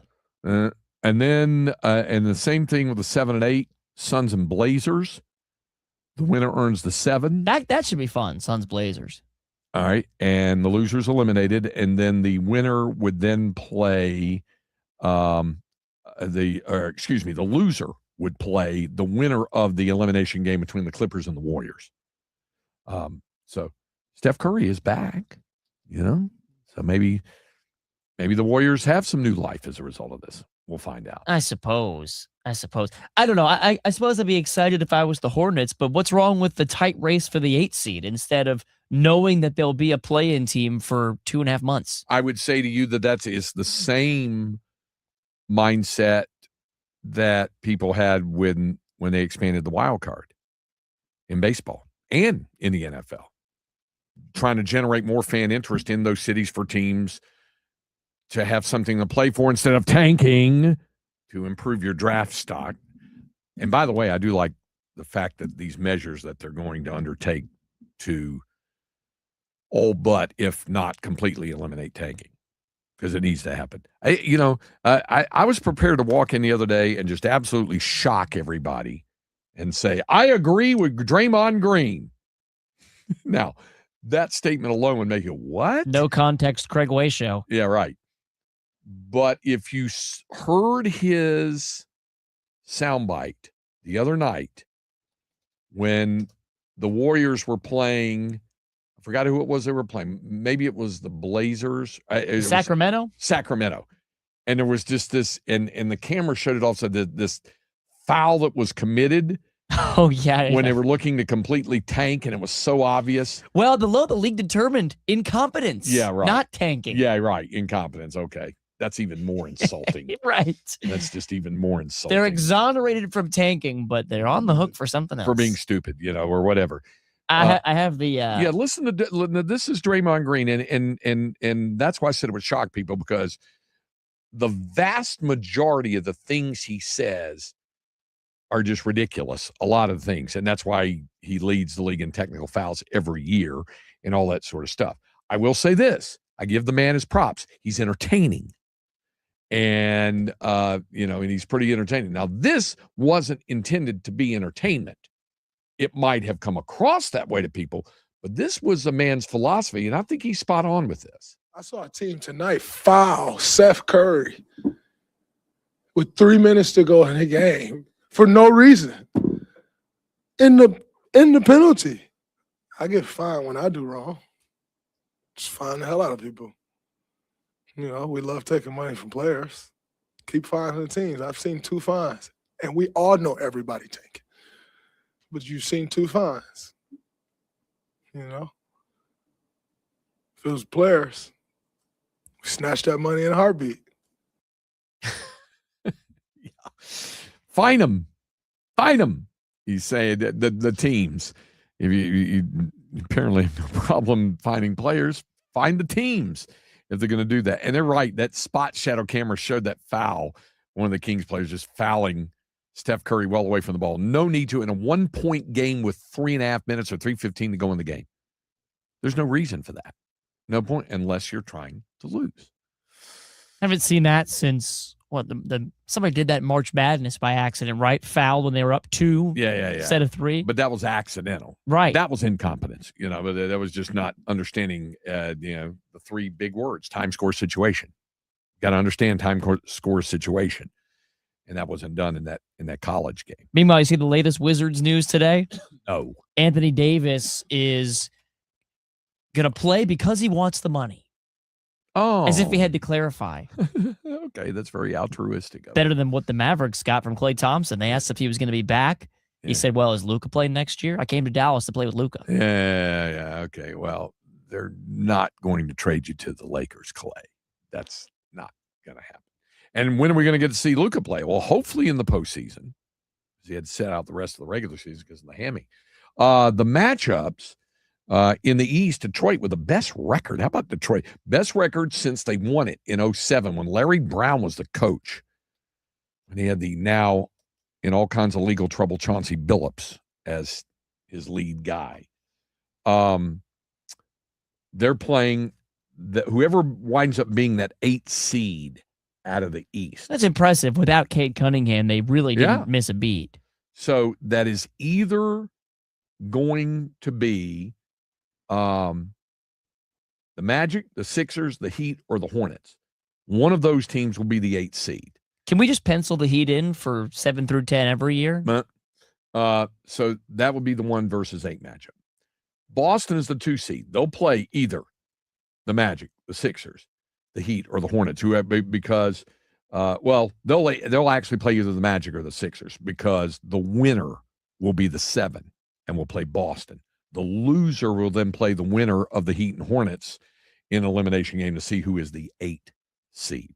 So Boston will play the winner of the Orlando-Philadelphia game. New York against Atlanta. Could be entertaining. Could be. It's never straightforward with the Knicks. Yeah. And then the 4-5 is Cleveland and Toronto. Now, I think a lot of folks are looking forward to a conference semifinals between the Celtics and the Knicks. I think that could be a lot of fun. And the Knicks just got through beating them the other night. So, Well, what Jason Tatum are we going to get? Well, and he came back, and there was all that, hullabaloo about it, and the Knicks ended up winning the ball game anyway. And Tatum was okay, but he wasn't great. But that doesn't mean he won't be in the postseason. So we'll see. And Boston playing either Philadelphia or Orlando, they should probably handle it. The Knicks-Atlanta series, I think, will be more of a challenge, but I think the Knicks will probably win that. Cleveland-Toronto, kind of a toss-up, I think. In the West, Oklahoma City will play either the Suns, the Trailblazers, the Clippers, or the Warriors. One of those teams will wind up as the 8th seed after those head-to-head matchups. The Spurs are the number 2 seed, and they will play the winner of the Suns and Trailblazers. So that will be the case for the Spurs. Denver, Minnesota is the 3-6 matchup. That's tasty. Yeah. And I think even more so is going to be the Lakers and the Rockets. Now, the West, every playoff series in the West is going to have my full attention. Yeah, I think so. I think that could be really good. I kind of like Denver to make a run. Is that crazy? I heard Mike Cards this morning talking about why does Nikola Jokic not get more love for MVP with what he did this year? Yeah, he had a great year. And Wemby has played the requisite in a number of minutes now, so he's eligible for such postseason honors. But I am looking forward to seeing Lakers Rockets. I think that'll be a lot of fun as well. Okay. All right. So there's a look at the NBA playoffs, which will get underway this weekend. So we'll look forward. Actually, in the play-in actually starts tomorrow. So it'll start tomorrow with Hornets and Heat, the 9-10 matchup in the East with the loser out, and the Suns and Trailblazers, the 7-8 matchup in the West with the winner earning a 7 seed and the loser having to play the winner of Clippers and Warriors on Wednesday. And the winner of Heat Hornets will play the loser of Magic Sixers, and that would be on Friday. Magic and Sixers will play on Wednesday. So a lot to get to there. All right. And the playoffs do start, and they will start tomorrow. All right. We'll continue. We'll talk some Masters up next on 1300 The Zone. Harge and Henry. Kawhi was on fire and did not let up until Mark. The check engine light came on. In that last game, what did it call them? The old heads? The old heads. Oh, man, you saw yellow lights blinking all on the bench. LeBron, yellow light. Kevin Durant, yellow light. Kawhi, yellow. They were over there flashing. It looked like a hazard zone. Weekdays at 7. About 7 years ago, I took this stuff and did great on it. At that time, I was in law enforcement, and I had lost weight down to my high school size. So I got off of it and kind of gained it back over time. But I retired from law enforcement, went to driving a truck. So I got back on it a few months ago, and I went from 226 to 190. Excellent results, Tim. Andro 400 helped you lose 36 pounds in just 3 months. Since 2004, Andro 400 has helped men like Tim get their life back on track, and Andro 400 can help you too. Imagine losing unwanted belly fat, having all the energy you need for the things you love to do, and imagine enjoying peak nighttime performance. Andro 400 can help you safely, naturally, and most effectively melt that belly fat, boost energy, and improve your romantic drive. We guarantee it. Go to andro400.com for more true testimonials, before and after photos, and special discounts available only on andro400.com. andro400.com. These days, it's getting harder and harder to trust what you're seeing. Who made it? Is it real? But with iHeart, everything you hear is guaranteed human. That's why 78% of listeners trust their favorite radio hosts' product recommendations. And if you own or manage a business here or need to drive sales, that trust goes a long way in creating your future customers. Make iHeartMedia a part of your 2026 plan today. Call 844-844-iHeart. Again, that's 844-844-iHeart. This is the story of the one. As a maintenance tech at a university, he knows ordering from multiple suppliers takes time away from keeping their arena up and running. That's why he counts on Grainger to get everything he needs, from lighting and HVAC parts to plumbing supplies, all in one place. And with fast, dependable delivery, he's stocked and ready for the next tip-off. Call 1-800-GRAINGER, click Grainger.com, or just stop by. Grainger, for the ones who get it done. I need a little range, step to the range. There's a new flavor in town, the Jalapeno Ranch Club at Chick-fil-A. With that juicy Chick-fil-A original spicy or grilled chicken, a buttermilk ranch bun, candied bacon, pepper jack cheese, and jalapeno ranch sauce. It's got big ranch vibes with a little heat.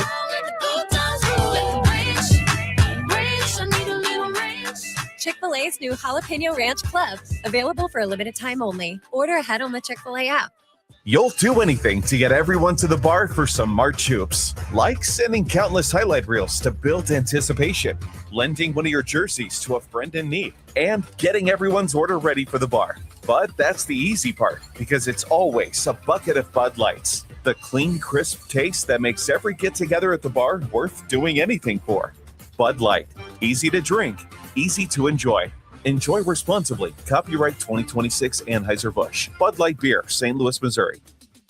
Hey guys, it's Erin, here to tell you that every Tuesday is bikinis and boots at Round Rock's soon-to-be #1 sports bar, Rowdy Cowboy. That's right, come and see your favorite rowdy cowgirls in their sexiest bikinis and favorite boots. Hey guys, it's Elena. If that's not a good enough reason to visit, how about all Texas spirits and beers are on special? So saddle up for lunchtime, dinner time, or a good time. Rowdy Cowboy, now in Round Rock. Rowdy Cowboy, eat, drink, bottoms up. From the Odoo.com Traffic Center, Odoo.com, the only business software you will need. We're clocking a 15-minute delay for you. 35 southbound between Airport and Riverside. About 8 minutes added to your drive. 35 northbound between Woodland Avenue and Airport. And 6-minute delay Mopac northbound between Cesar Chavez and 2222. I'm Kat Cortez with your Austin area traffic. This report is sponsored by Lorenz & Lorenz Personal Injury Attorneys. I'm attorney Ted Lorenz. If you've been hurt in a car or truck wreck, Lorenz & Lorenz is here for you. We offer a free consultation and don't get paid until we win your case.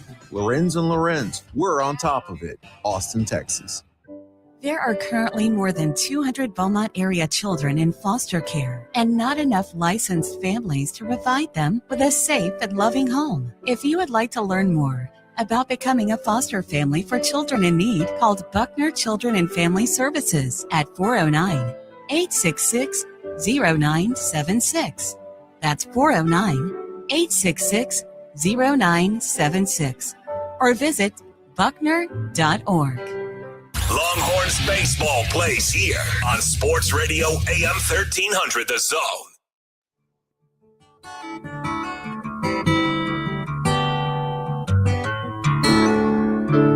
We're back. It's the Craig Way Show with Hall of Fame broadcaster and voice of the Texas Longhorns, Craig Way. Won't you lend me your name?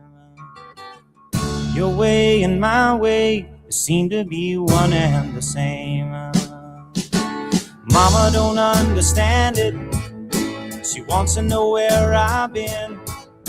I I have to be some kind of natural born fool. I wanna pass that way again, but you know I could feel it on a country road.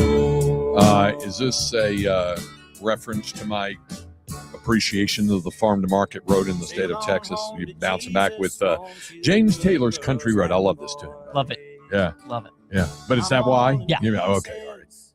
So you haven't been in this state that long, other than, of course, your college time. But when you were at the University of Texas, you probably didn't go down too many farm to market roads. Not many. I mean, I was the voice of the Austinheim Maroons 1 year with Brad Kellner as the analyst. Yep. And then I did a season of McNeil Mavericks football. Went up to Killeen a couple times. Okay. But no crazy long road trips. I mean, went up to Salado to the waterfalls. Right. No, there's a farm to market road right there. Oh, yeah. 2222. I take that Yeah. most days. Okay. So there's a farm to market road there on that.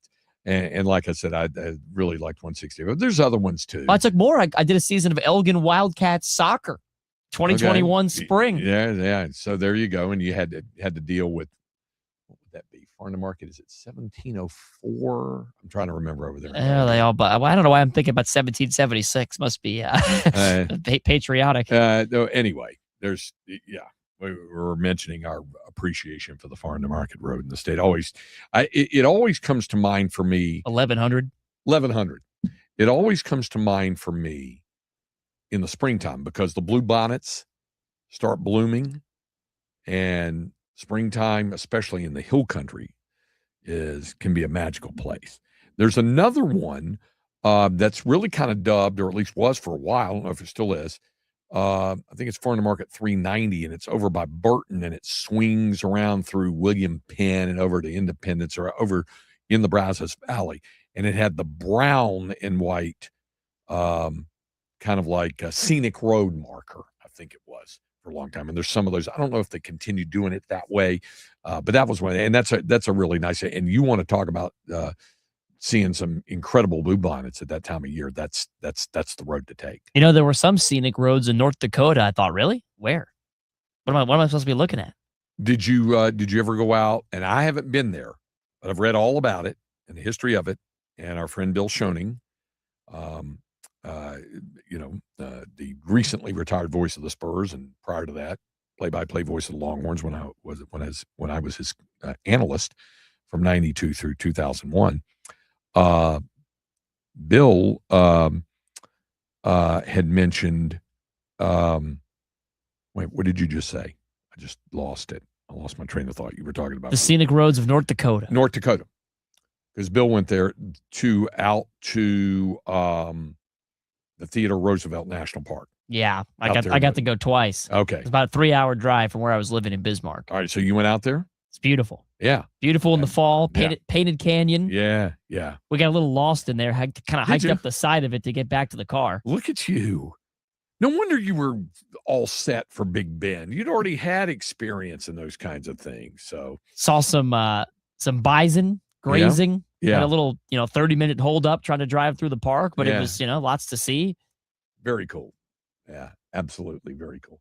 All right, I wanted to go back to the Masters and hear from some of the principals involved in this. And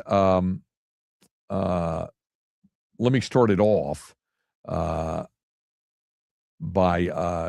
we'll kind of go in reverse order a little bit. Let's start with Cameron Young, who had an opportunity and was leading in the final round on the back nine, just like Justin Rose, but it got away from him. So you got away from him, but does he take anything away from this positively? There's no negative to take away other than, obviously I would have loved a different result, but in terms of the golf, I've played plenty well enough to win today, and I think plenty well enough to win by a couple. So it's just one of those days. I mean, if you go through the back nine, I pretty much had a birdie chance on every hole and just didn't make any, and that's how it goes sometimes. Very similar to the trek Justin Rose had on the back nine. Also had the lead. At one point, I think he was up 2. I know Cameron Young was up 2. Rosie was in the lead. Couldn't make putts down the stretch.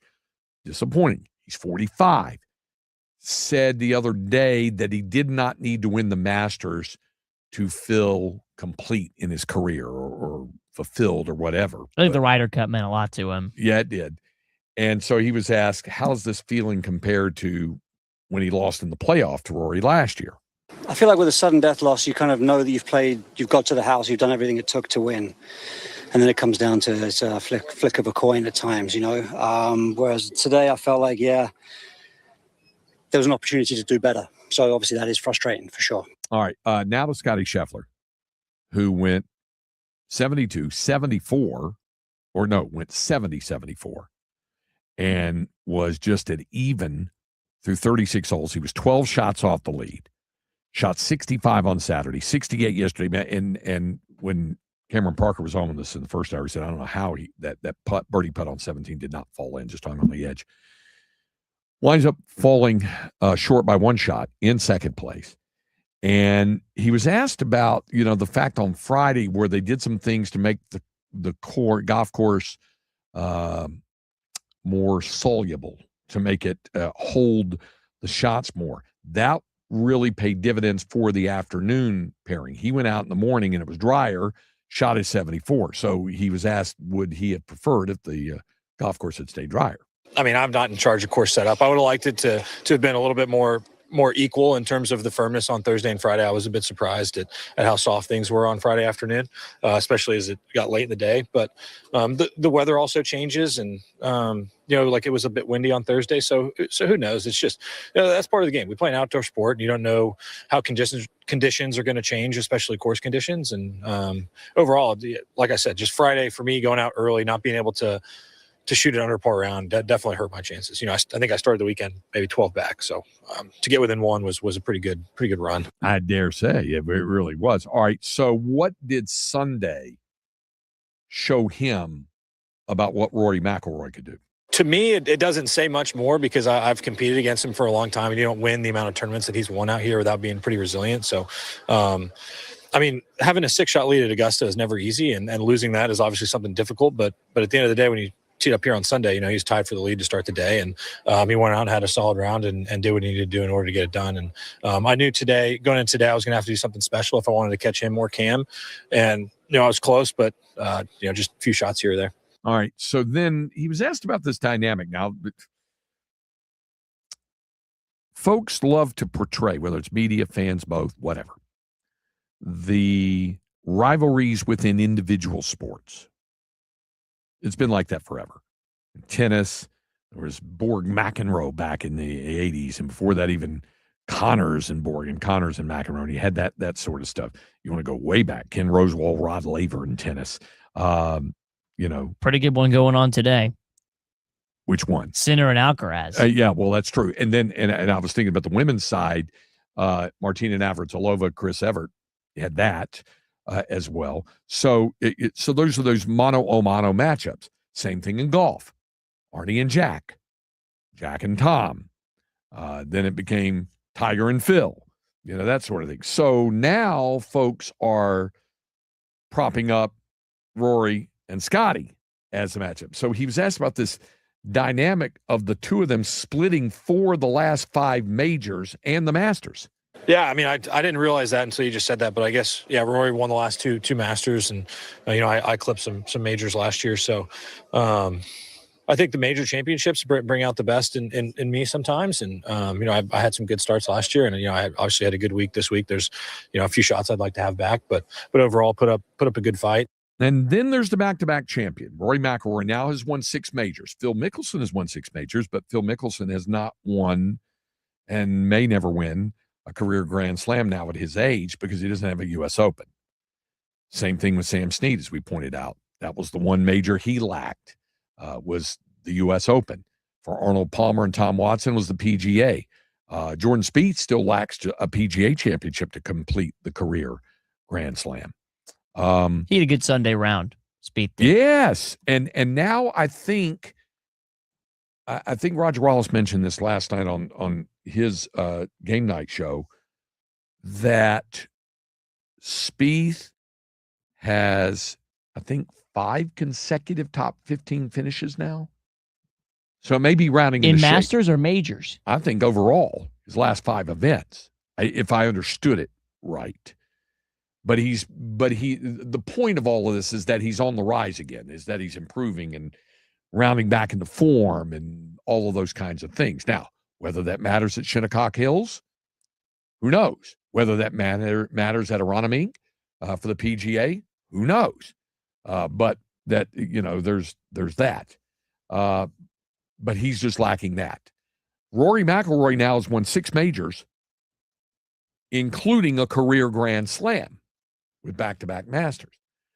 And now he's being discussed as being the greatest European player of all time. How do you feel about that comparison? Yeah, like today I tie Nick. So yeah, there's obviously going to be that conversation, and that debate is going to be had. But it's a cool conversation to be a part of. So, but again, like it took me 10 years to win at my 5th major, and then my 6th one's come pretty soon after it. So yeah, I'm not putting a number on it, but I certainly don't want to stop here. Yeah, that's good. At what points during the day did he start to wonder if getting that win was going to be a little bit hard, if not unlikely? I don't know if it ever felt that way. I think if I hadn't birdied the 7th and the 8th holes, that I would have started to have to push a little bit. But I think the birdies on 7 and 8, Justin bogeying 11 and 12, I feel like, and then me birdieing 12, I never felt like I was out of it. I never felt like I had to press at all. I knew that there was some important shots coming up, but I really just felt, okay, if I just don't make any bogeys, if I just sort of limit the mistakes over these next few holes, knowing with how the back 9 of the Masters goes, and people are inevitably going to make a couple of mistakes here and there, it felt like if I was the one not to make the mistake, that I would be in a good spot. That's a good point there. And then finally, was this the most prepared coming off of winning the Masters last year? Was this the most prepared that Rory McIlroy has ever been for a major? Yeah, I joked last week and going into this week, like, this place feels like my home course. I haven't played anywhere else in the last 2 or 3 weeks, really.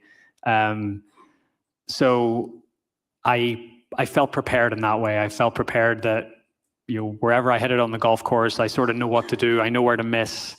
I'm pretty comfortable with all the shots around the greens.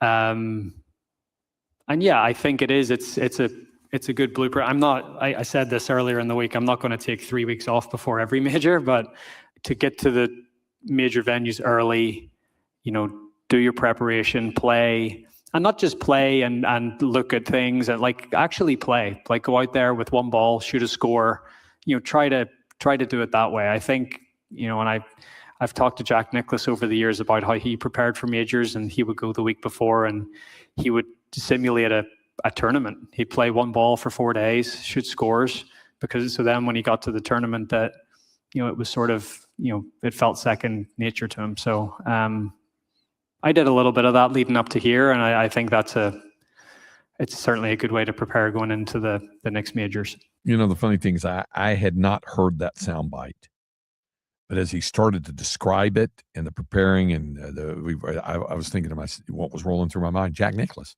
Remember, I said last week that Jack Nicklaus became an unpopular player in my hometown in Greensboro because he wouldn't play the Greater Greensboro Open. It's now the Wyndham Championship, because it was the week before the Masters, and Jack would go to Augusta to practice. So Greensboro golf fans and the ones in the Triad in North Central North Carolina, and those who would go to the tournament, were fans of Arnold Palmer, were fans of Lee Trevino, were fans of Gary Player. They were fans of those guys, Tom Watson, Tom Weiskopf, because they would come to Greensboro and play. In fact, in 1975, Tom Weiskopf won the Greater Greensboro Open, then went to Augusta and was in prime position to win. He didn't. He finished second to Jack Nicklaus by, I think, one shot. And Johnny Miller got close, too, in 75 when Jack won his 5th. So, and then it was another 11 years before Jack won a Masters. So anyway, that went through my mind that, getting to the golf course early, your preparation includes playing the course early as well. All right, we got some pro football notes up next when we continue on 1300 The Zone and the iHeartRadio app. From the ABA Heating and Cooling Weather Center, this is Zone Weather. Austin area weather calling for partly cloudy skies this evening. They'll give way to cloudy skies overnight, a low of 70.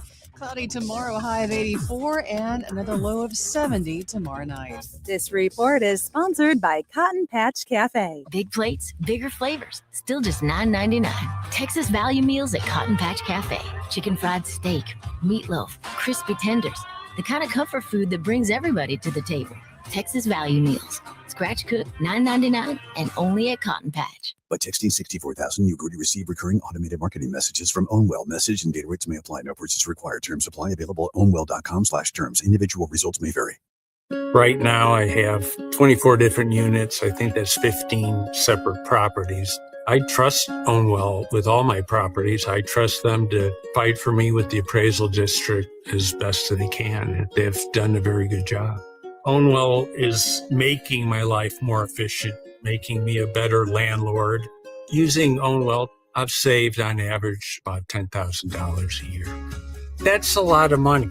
Your property taxes aren't set in stone. They can be reduced. Ownwell combines savvy technology and deep local expertise to save real estate owners real money. Want to see how much Ownwell can save you on your property taxes? Just enter an address and see your tax savings estimate. See how much you can save with Ownwell right now.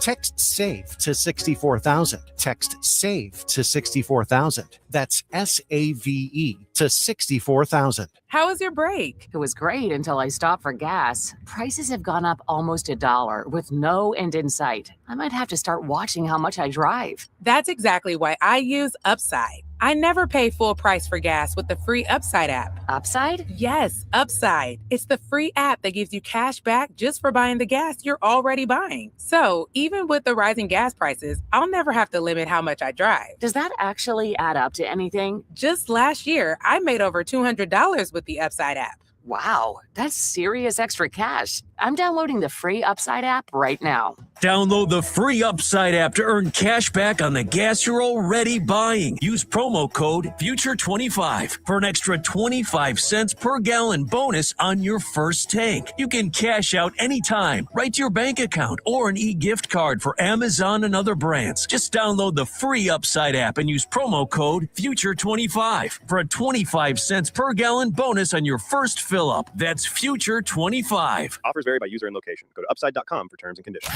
It's not just a radio app. It's what's happening right now. It's on. On the iHeartRadio app, you're not just listening, you're in it. You better believe it. From breaking news to what's happening in your community. Local, national, and world. Live moments. New development. Real voices. Hey, it's Ryan Seacrest. Amazing prizes. Plus, talk to your favorite hosts using the TalkBack mic. I have loved always hearing you guys. This is where culture comes alive. I listen everywhere on the app. Download the iHeartRadio app today. If you love to travel, Capital One has a rewards credit card that's perfect for you. With the Capital One Venture X card, you earn unlimited double miles on everything you buy. Plus, you get premium benefits at a collection of luxury hotels when you book on Capital One Travel. And with Venture X, you get access to over 1,000 airport lounges worldwide. Open up a world of travel possibilities with the Capital One Venture X card. What's in your wallet? Terms apply. Lounge access is subject to change. See CapitalOne.com for details. Every morning, we rise and shine, make breakfast, and brush away the night's rest. These routines help us start the day off right. Nature-Made vitamins are a simple step in that daily care regimen. Multivitamins with daily essentials, clinically studied probiotics for gut health support, magnesium to help relax the body. Nature-Made is made to care for you every day. These statements have not been evaluated by the Food and Drug Administration. These products are not intended to diagnose, treat, cure, or prevent any disease. Do you have an unused car, truck, motorcycle, boat, or RV taking up space? Put it to good use by donating it to the NASCAR Foundation. Proceeds help fund medical resources for children in our racing community. Your wheels can heal. Call 844-NASCAR-9 and we'll come tow away your vehicle for free. The process is quick and your gift is tax deductible. Call 844-NASCAR-9 to donate your vehicle to the NASCAR Foundation today. Your donation will help our children survive and thrive. If it's Texas sports, Craig Way knows all. Back to the Craig Way Show on 1300 The Zone.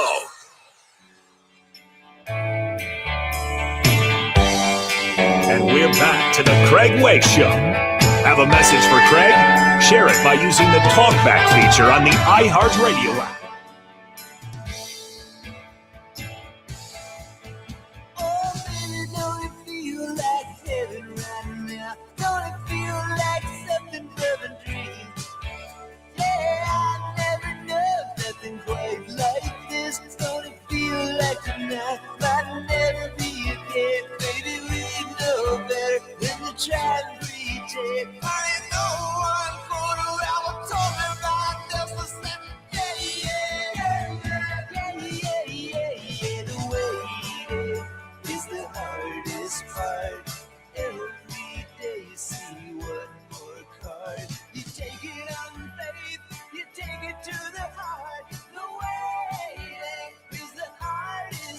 Okay, here's some. Are you doing this because of the NFL draft? Could be. People are waiting for the NFL draft. Could also be the Longhorn fans that waited around and those who waited around in the press box. There weren't too many Longhorn fans waiting in that because it was so hard to get tickets. Well, yeah, maybe not at the park. Yeah, just waiting for the game. Yeah, right. There were a lot of Texas A&M fans who were waiting on that. So the NFL and usually, we get to a collection of the off the field stuff. Most notably the police blotter that brings up thing one. This was very troubling. Reuben Bain Jr. is a big NFL draft prospect from Miami, obviously. And this has surfaced that he was involved in a car wreck 2 years ago in which a passenger later died because of injuries sustained in the crash. He was cited for careless driving on I-95, March 17th of 2024. He was driving a 2021 Land Rover, had 3 other passengers in it, fellow Hurricanes football players Wesley Bisante and Ijalik Kelly, along with a 22-year-old woman, Destiny Betts. He rear-ended another car. He veered into a concrete barrier, ricocheted on another barrier before coming to rest on the shoulder of the highway. Betts was taken to a trauma center. She was in a coma for nearly 3 months and then died from her injuries in June of 2024. He was cited at the time of the incident, but the charges against Bain were later dropped, according to the Reed Optional. There were no field sobriety tests given. And so here's a guy who was ranking number 15 on Mel Kiper Jr.'s big board. So I guess he's been even higher on some others I've seen. I've seen him going to Washington at number 7. Yeah. So there's, that's where you start seeing these types of stories come out around draft time when teams are trying to, and for that matter, the media, unearth as much as they can unearth. Right. What's the motive, right? Is there a team that wants him to fall? Is there another Is there another player's agent who wants his edge rusher or defensive player to rise? Right. And this joins things like Marquise Bell, the Cowboys safety, arrest and charge, possession controlled substance of marijuana. That happened the other day. So there was that. You had the former NFL wide receiver Ted Ginn Jr., who was charged with driving while intoxicated in Tarrant County. That's Fort Worth. That happened over the weekend on Saturday. He is the coach of the Columbus Aviators, was booked on Saturday. So is that XFL? Yeah, UFL. And then this story about Diana Rossini now being investigated by The Athletic and the New York Times because they're co-owned. Those pictures with Mike Vrabel. Yeah, they're in. It says the story says they are reinvestigating her coverage and the nature of her relationship with Mike Vrabel, the Patriots coach. The New York Post on Tuesday, because they're the New York Post, published photos that appeared to show Rossini embracing and interlocking fingers with Vrabel on the roof of the adults-only Ambiente Resort in Sedona, Arizona. Other photos appeared to show Rossini and Vrabel together in and around the resort's pool. The executive director of the Athletic, Stephen Ginsburg, initially issued a public defense of Rossini and said the matter had been taken out of context. Now they're reinvestigating after Front Office Sports reported the stuff on Friday. After additional context. Rossini, of course, is the reporter reported the thing about Sark the day of the Mississippi State game, that he was open to NFL jobs, and Sark was really upset about that and said it was completely unfounded and all that kind of stuff. So anyway, there's some off the field things that are happening. All right, we'll be back to wrap up today's edition of the program on 1300 The Zone. Hey, baseball fans, catch the Round Rock Express right here on 1300 The Zone. All the action and excitement from the ballpark. Don't miss a pitch. It's Round Rock Express baseball, only on 1300 The Zone. The college basketball season has ended. The NBA playoffs are just around the corner, as are the NHL Stanley Cup playoffs, and the Major League Baseball and college baseball seasons are well underway. In fact, the college baseball season is cresting the halfway point of the season. Are you enjoying all of this on your home entertainment system? If not, why not give my friend Tom McKay a call at Audio Visual Consultations? You've heard me tell you what experts Tom and his staff are when it comes to home entertainment and home theater systems. But AV Consultations has expanded to become dealers and custom installers of Foresight golf simulators. So if you're wanting to improve your golf game, AV can get you hooked up with a Foresight simulator that can do the trick. They also now offer full home and landscape lighting and automated lighting control. Give Tom McKay and his staff a call today at 512-255-8678. That's 512-255-8678, or you can find them on the web at avconsultations.com. Let Tom McKay and Audio Visual Consultations help you realize the home entertainment system of your dreams. Dell PCs with Intel inside are built for the moments you plan and the ones you don't. For the time you forgot your charger at the gate. Passengers, we are now on our initial ascent. Or when you're bouncing between projects like a ping pong ball. We build PCs with long-lasting battery life, so you're not scrambling for an outlet. And built-in intelligence, so you can stay focused on whatever you're doing. Dell Technologies, built for you. Dell.com/Dell PCs.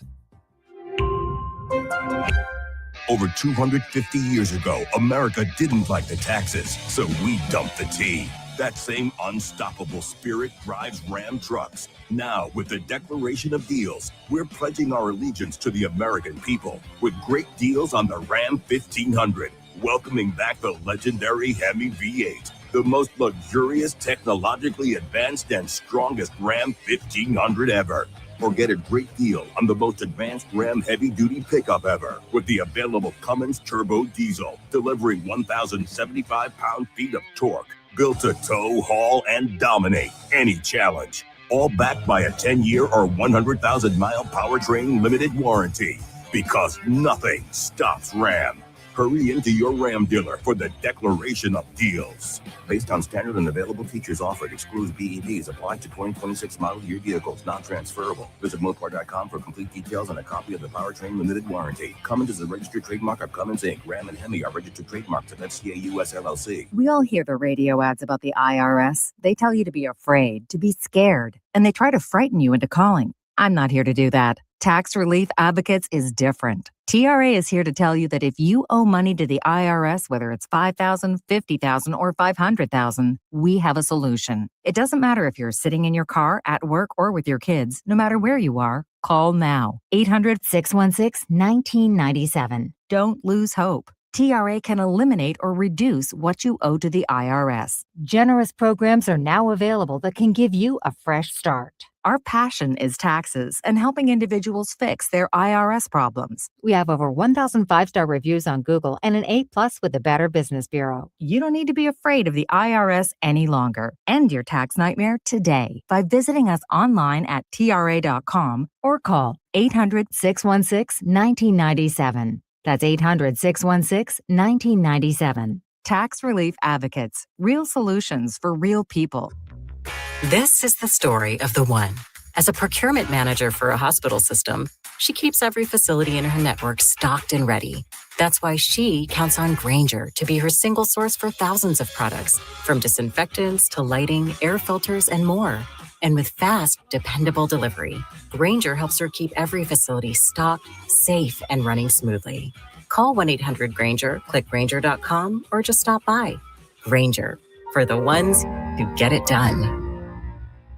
The free iHeartRadio app has over 100 commercial-free stations waiting for you to explore right now, like one-hit wonders. The greatest one-hit wonders of all time. Ones you definitely remember. Now whip it. And ones that'll make you say, oh yeah. This is the story of a girl. Just open the free iHeartRadio app, search One Hit Wonders, and listen now. iHeartRadio. Free never sounded so good. iHeartRadio. Back to Craig Way, the voice of the Longhorns on 1300 The Zone.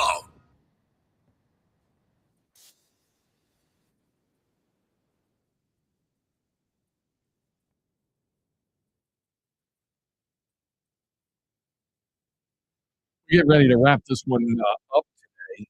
And one thing that was important to do and hadn't done that was to update folks on the Astros game today, playing the Mariners in Seattle. And we know Houston has been struggling, and that continues to be the case. They're down 6-2 at the end of 7 innings. Mariners scored 3 runs in the bottom of the first inning. Yeah, Josh Naylor had no homers all year. He's got 2 today. Wow. That's what facing Astros pitching will do for you in 2026. So it's 6. The Astros are 6-10 right now. So Mariners not exactly lighting it up. They're 7-9. No, but Jordan and Altuve are lighting it up, and it's not enough for Houston. Tomorrow, updated power rankings for baseball. We'll get to that. I'll also be at UFC Dish-Falk Field. We're bringing the program from there after Round Rock Express Baseball, because they have a noon game tomorrow in El Paso. We'll be on right after that. And don't forget Longhorn Baseball tomorrow night. All of it right here on AM 1300 The Zone. For the producer, Jake Herman, I'm Craig Way. Thanks for joining us. Bucky and BK up next. We'll visit with you tomorrow from the ballpark on 1300 The Zone.